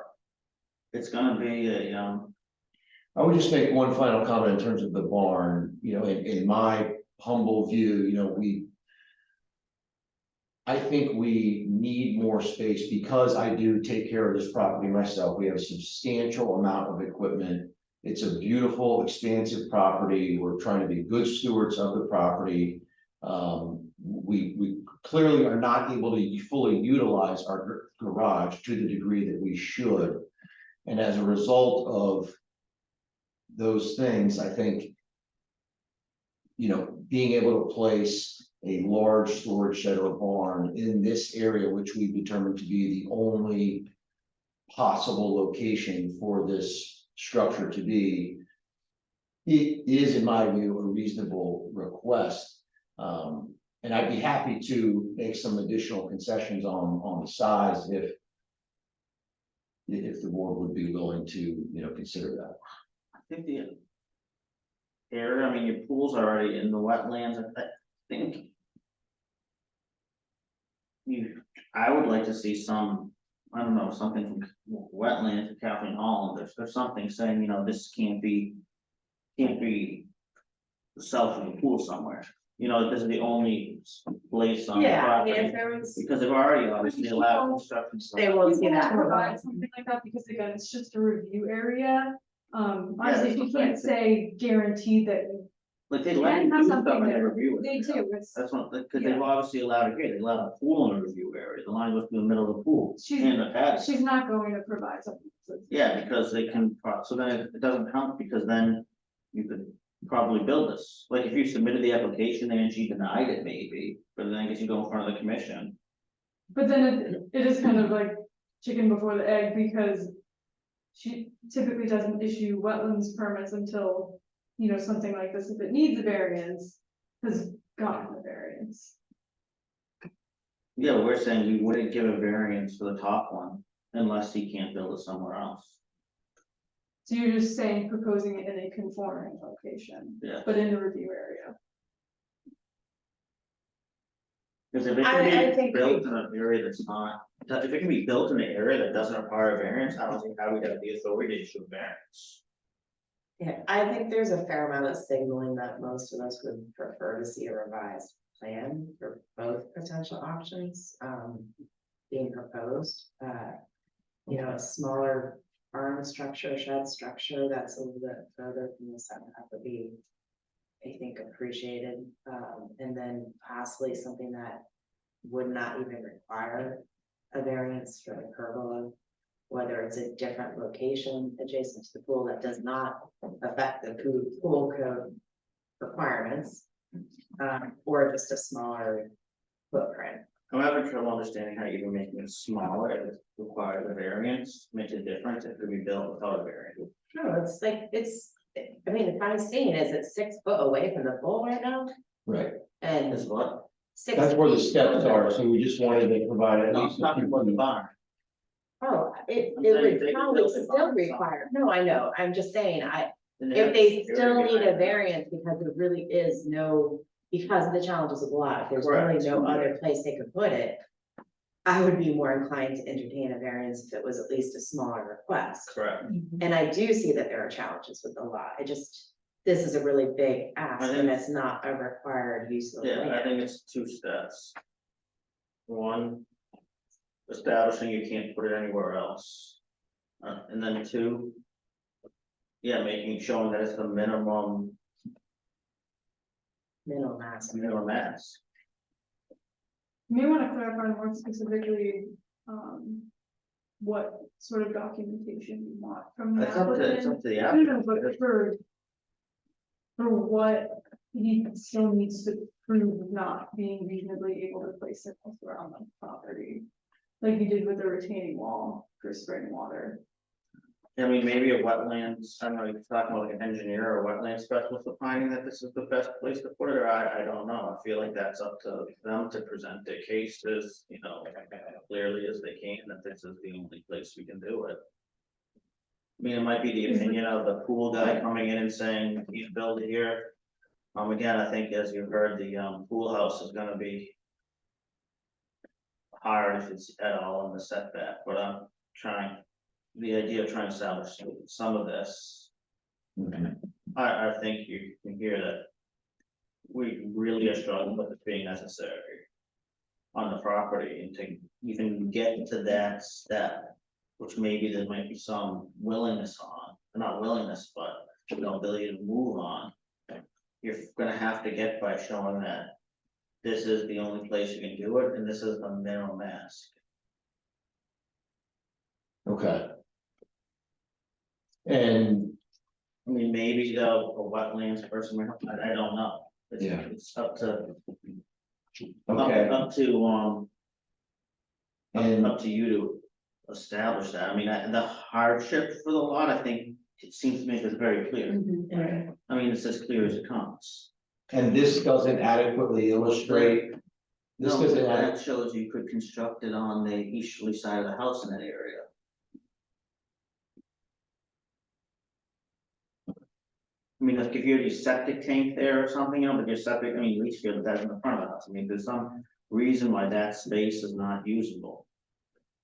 I think it's not usable because of the topography, because it slopes right down to the river, there's only 12 feet there, and then it slopes right down. So there's also a 100-year-old maple tree right there that would be negatively impacted.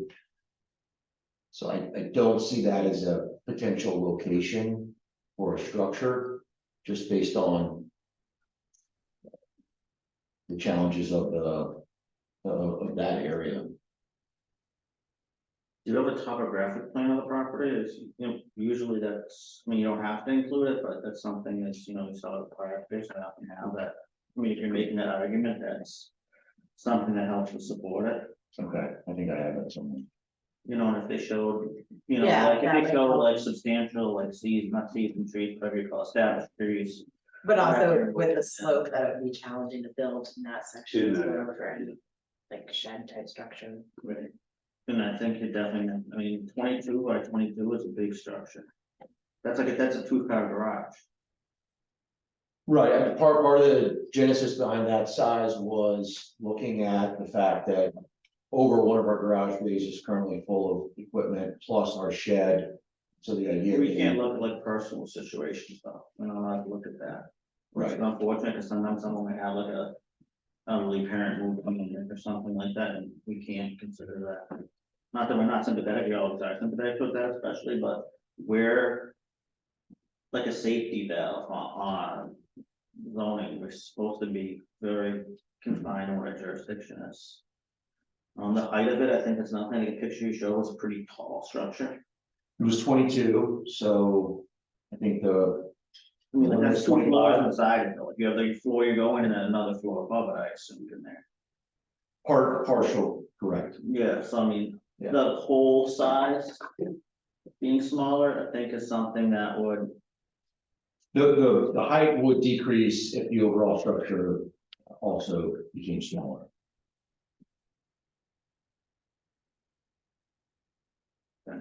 It may help not to have that storage wall, right? yeah, I'm not sure if it would make enough of a difference though or not. Yeah, You know, because if we're looking you up, you need a pitch You need to anyways, pitch anyway. but if it does come narrow, that space does get smaller, the roof does, even if you keep the same pitch, does get smaller.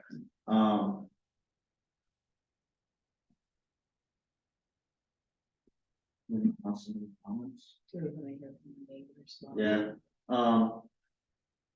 Do you want to start with the person on Zoom or in person? yeah, and then you can come back and decide what you wanna do, like you can either proceed with it, you can withdraw it, you can continue it, it's like your application. You might decide that it's useful to talk to like an engineer or a soil wetland specialist. Or an attorney or something before you come back, if you decide to pursue that approach. Okay.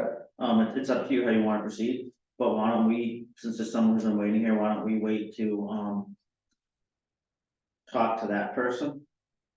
And then we'll ask if there's anyone else here against it, and then why don't you then come back and decide how you want to, proceed with this. Sounds good. Yes, is it Robert no, is it, I don't know who the person is making injuries, could you, The person on the phone, if you could, or the internet? yep, I asked her to let me get them. Someone on the internet has their hand raised. It says T. Yes. Yes, this is Terry Spring. I have a couple of, one very easy question. I am actually the owner of a property which is maybe kind of across the street, fairly close to this property. And I just had a neighbor inquiry, which would be the proposed barn seems kind of tall because there's a storage on it. And I also look at the drawing and it appears that the pool house is taller than the barn. And my property across the street is, there's a very large flat field in front, which is about the same level. Which as property, this- It's 14. Excuse me, Miss Spring, which Yes. side of the property are you on? 854. I'm So not that's- actually on it. I'm just the owner of it, but I love the property. And Okay. it is behind a flat field, but it's on a hill, pretty much directly facing this area. I don't know if any views would be interrupted by the height of the pool structure or not. That's just sort of a neighbor question that would concern me. But I spoke very briefly with Chris Schipper about this because my larger concern is the conservation, wetlands area, the importance of the Silvermine River and the banks there, and all part of a river system. And I realize it is possibly a hardship for the owner of this property. But on the other hand, I would just love to have that much conservation property across the river in front of me. It's really a beautiful location. And the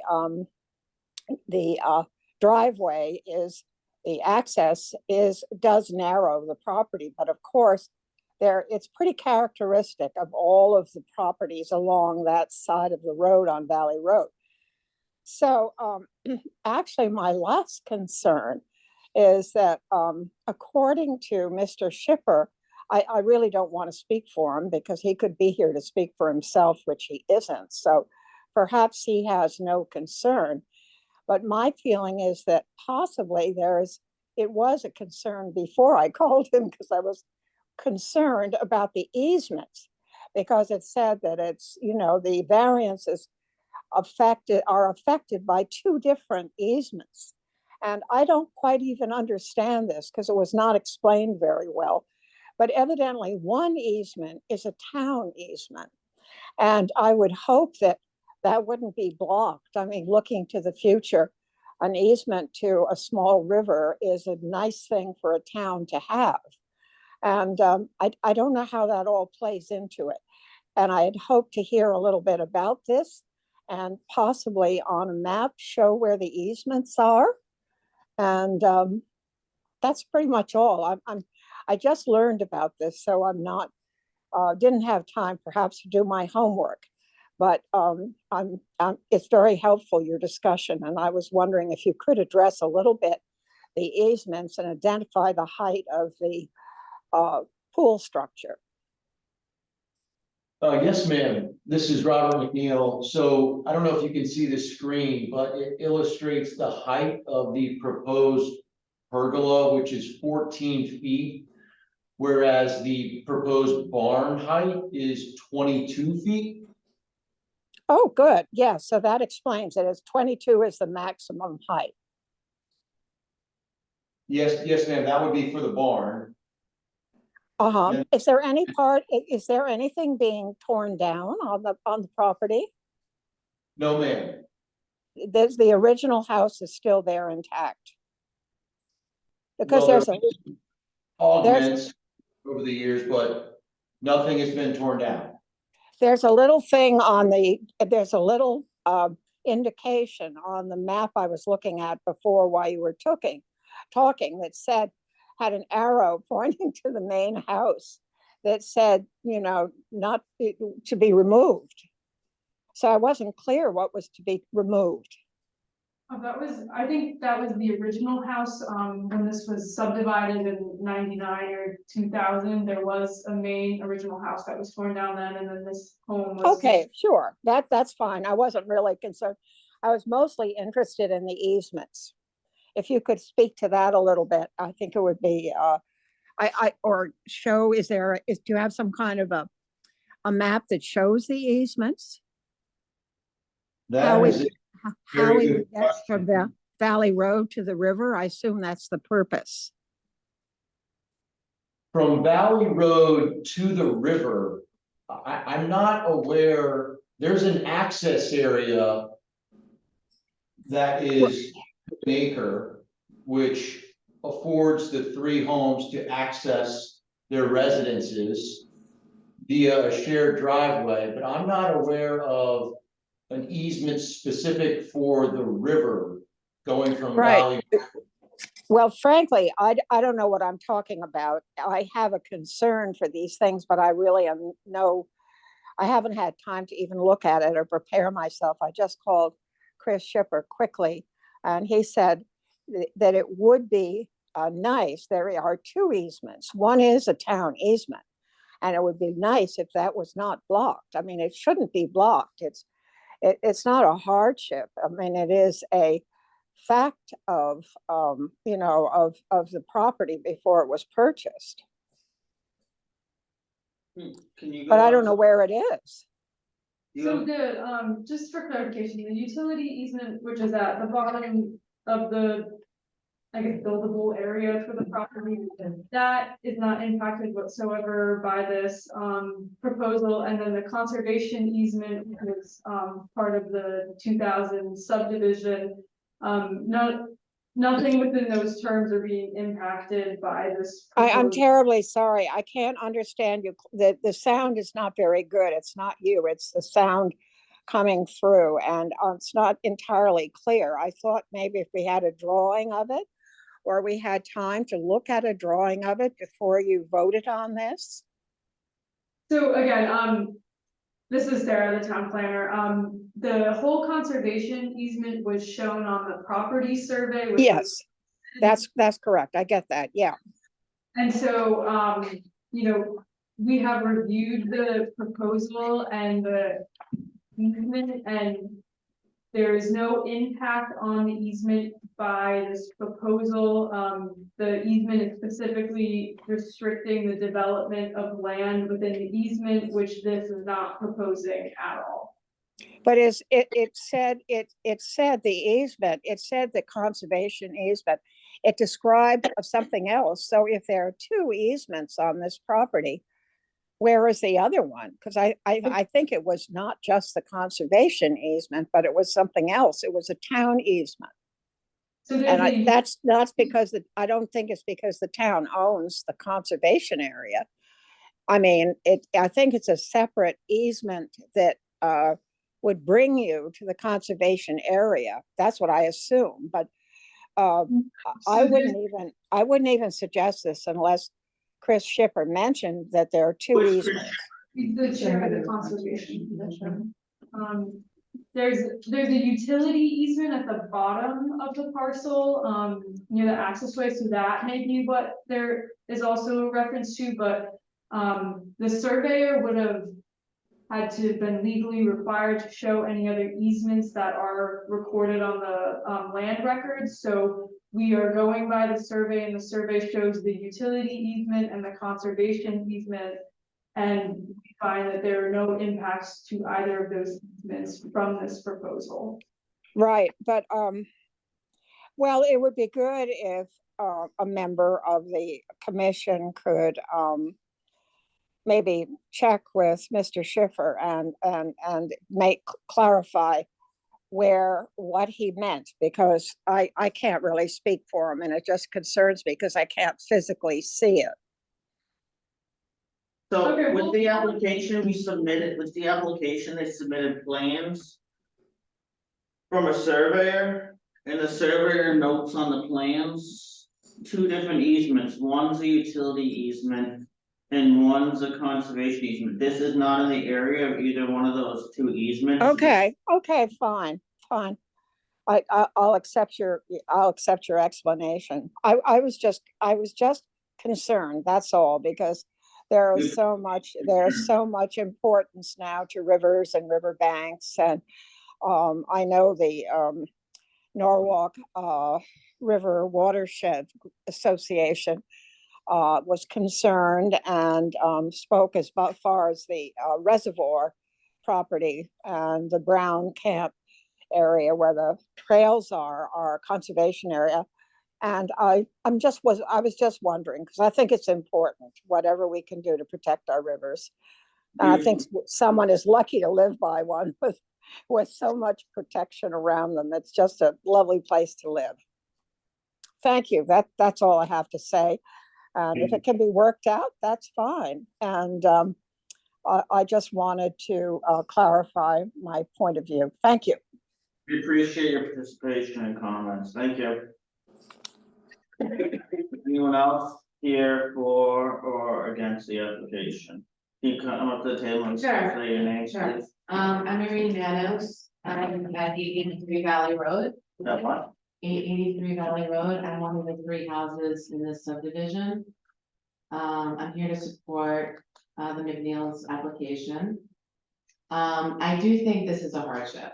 And I agree with Richard and your points earlier that when this became a subdivision in 2000, it really isn't fair when you think about it, that my lot, the Weibel's lot are like a nice shape, and then the McNeil's lot is irregular, right? So you could say from the get-go that this has caused a hardship for that property, right? He's unable to build something that he wants to build, whereas like me and the Weibels would be able to do something like this. Given our parcels. So I would argue that the initial subdivision has created a hardship for the McNeil's. Just to give you guys a little bit of color, McNeil's have significantly improved the area since they've moved in. Robert works the land almost every day, and we have to take that into consideration for his reasonable use of the land.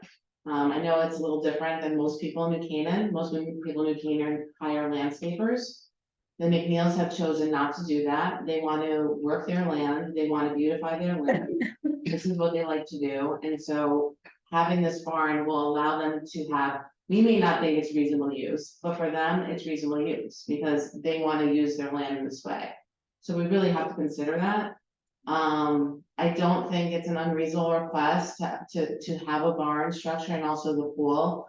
The pool, the pool pergola is an open air structure. It's not really.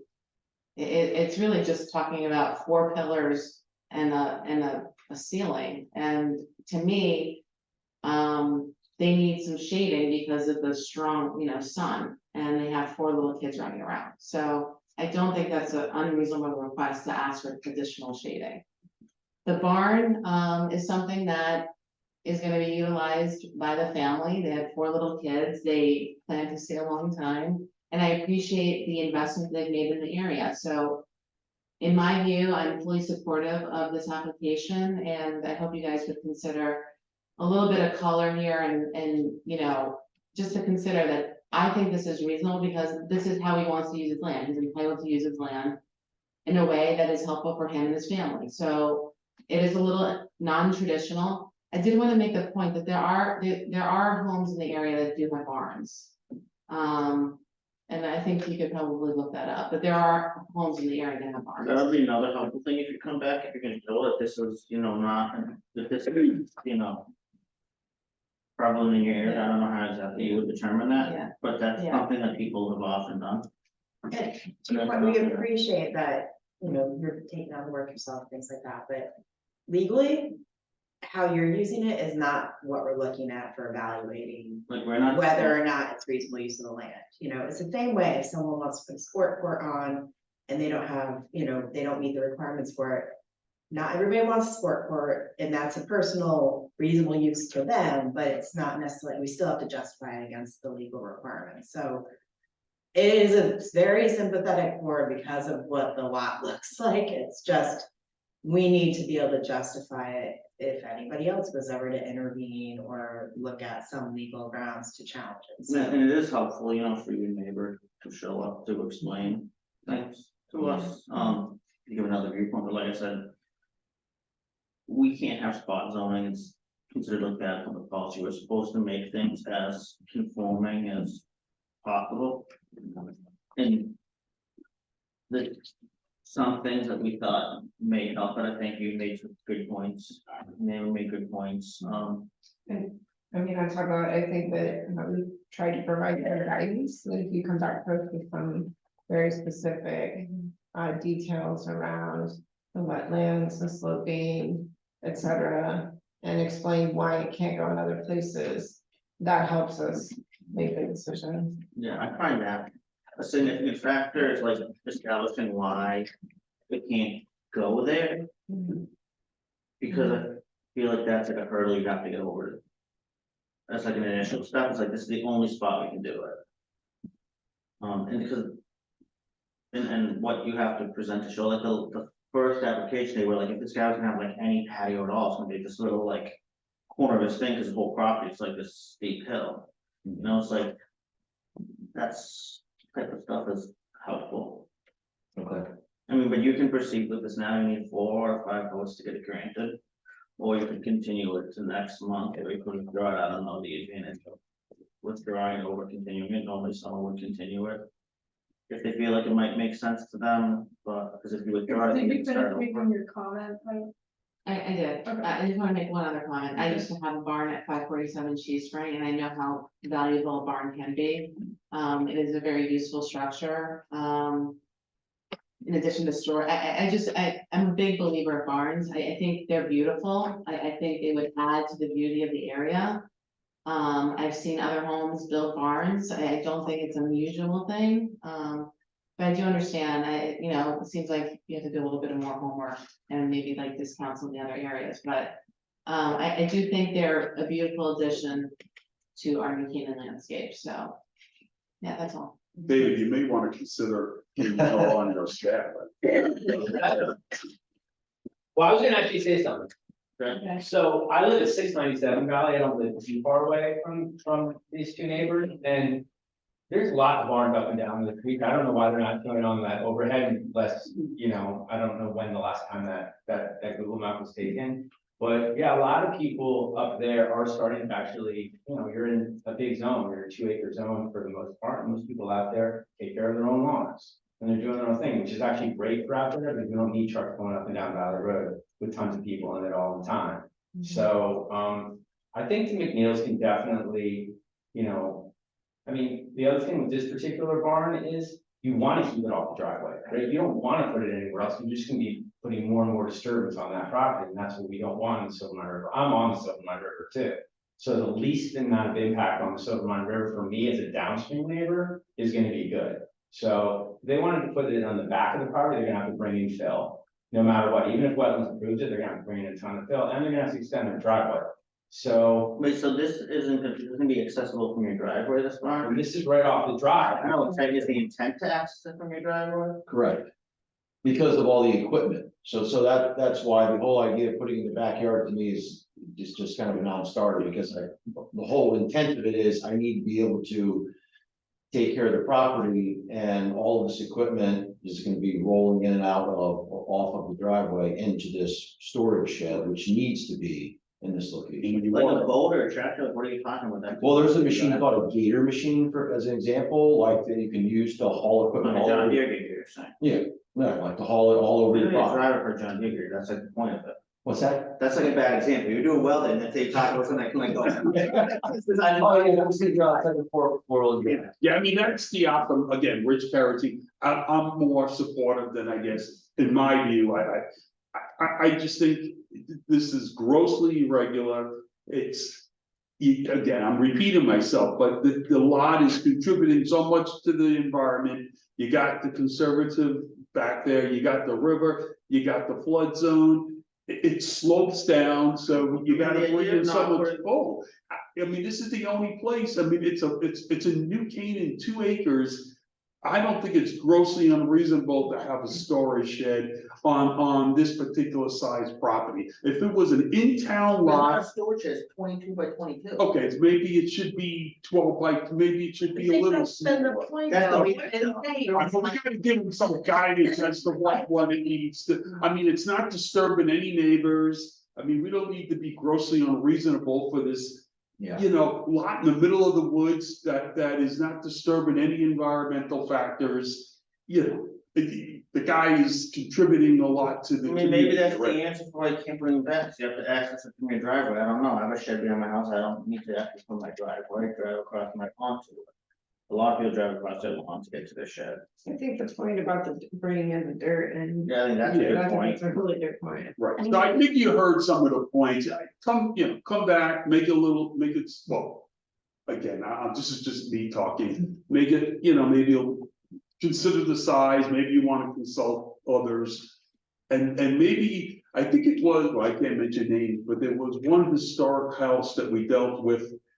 A couple of, with a celebrity or something, where they pinpointed around their house exactly why it couldn't go. They showed their That's what I was house. saying, something like And that. they literally in detail, I think it was your client, in detail explained why they couldn't put it on. Around the house, in detail specifically, so maybe that will help, And then you have topographic plans that help you. yeah. Okay, and just to be clear, this 50-foot wetland setback, I can't put it on the right side, No. correct? No, Because you may be able to, because that's not the set, like, that's the upland review area.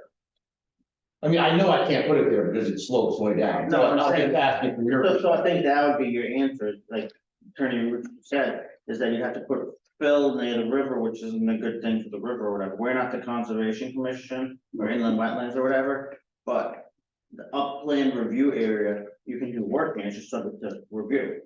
It's not like the wetland itself, where you can't do anything in it without a permit from inland wetlands. It's subject to, I think, no, like an administrative permit from Kathleen Holland.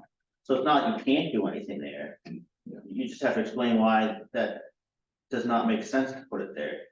I don't know if that area is not accessible from See, I didn't. It's not want to get your accessible house. for me to get any of my equipment to that area of the backyard, so if that's the only place I can put it, Well, that's like Can't what do your it. answer is then. You're gonna have to show it, like on the southerly side of the house where it says picket fence. What's the topography there? Like, would you not be able to drive through there? you can drive through right at the fence point, but then it immediately slopes off. So you got So that equipment might that's be gonna your fall answer over. again. You know, that's why, I think a topography insertion with a revised proposal, perhaps a reduced setback.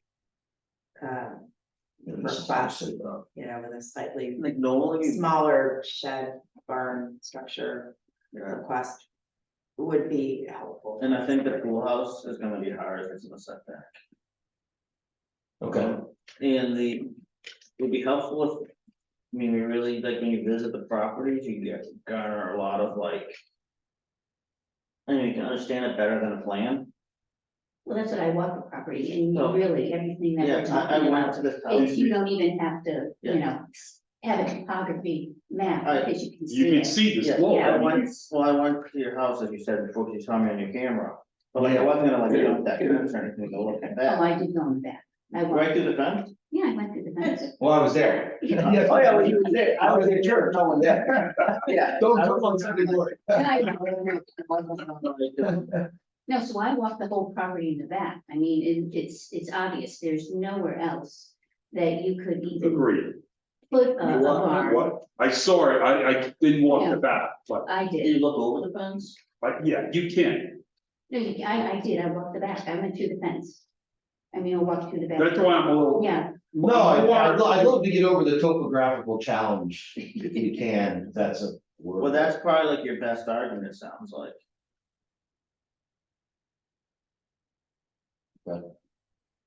I mean, even from the pergola standpoint, there really is nowhere else. I mean, you I have know, to bring even it this is close, the yeah. only place. I know, but To I'm say that it's an exceptional difficulty, because you don't have a pergola on your property, I mean. That's the You can't say it's straight. I thought shelter was a basic need. How about shaking the sun though? No. Yeah, last year was the hottest. thing last year. It's true, you can't have an umbrella, that's. But, you know, in reality, would you rather have 3 umbrellas or, I mean, you have 3 umbrellas on there now, I saw, right? Did I count right? 3 over the. Yeah, fence? we had 2 and 2 on one. Yeah, 4, right. So would you rather have 4 umbrellas or would you rather have a pergola? I mean, it's not a pool house, it's a pergola. I it's an know. open air. It's open air, so I'd rather look at that Okay, than you asked, 4 plastic umbrellas. I think it's a big ask. I mean, each person votes their own, has their own view. Yeah. If you want the pergola, I think you should try pretty hard not to have it in the setback. I mean, but again, I'm not saying I would vote against this now, I just think it's. If they, you know. It's an exceptional hardship because someone doesn't have a pergola on their property, I mean. Yeah, you show a lot of maybe, Attorney Richard said there's a lot of these houses with barn, I don't know, I don't know a lot of people who have pergolas. You know, it gets, you know, you ask for too much, it doesn't look good. Okay, all duly noted. So I'll request to keep the meeting open. You okay? Well, before we close it, didn't we have to come up before with whether or not open or close, and if since it was open, it was different? You don't close this, you continue it to the next. No, I'm meeting. saying the pergola, Oh, so this, that we had one with a pergola. oh, We yeah, had so, denied, I think, We did, because, yeah. yeah, we denied it because there wasn't really use of pergola, but that's not what I was thinking. so this isn't a pergola, this, I guess you would call it a pavilion, this is also not a pool house because it is open. But any structure, pavilion, pergola, meets setback requirements, Okay. and it doesn't, so. Yeah, your pergola, the only pergola we saw that come out, which we got. Not because we're like hard, we try to be accommodating, but. No, all noted, so. When was that? Can I ask? It was Not that long ago. Years ago. The journey came down to that. I wasn't here. There wasn't- I remember the one it you're wasn't that talking long about, ago. yeah. Okay, anyway, we don't want.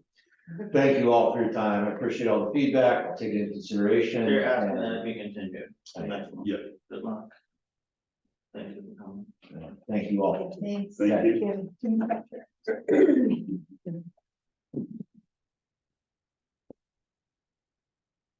Next item on the agenda, I guess we're approving the minutes. Last meeting, does anyone have any comments on the minutes? Ashton, Karen, no. And we have five, okay. And move that we allow the minute, all in favor? Second, if we. I guess second, all in favor? Okay.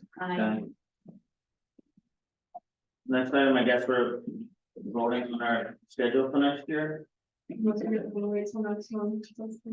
I said, I don't know if I ever changed to Mondays or not. Monday is a hard night.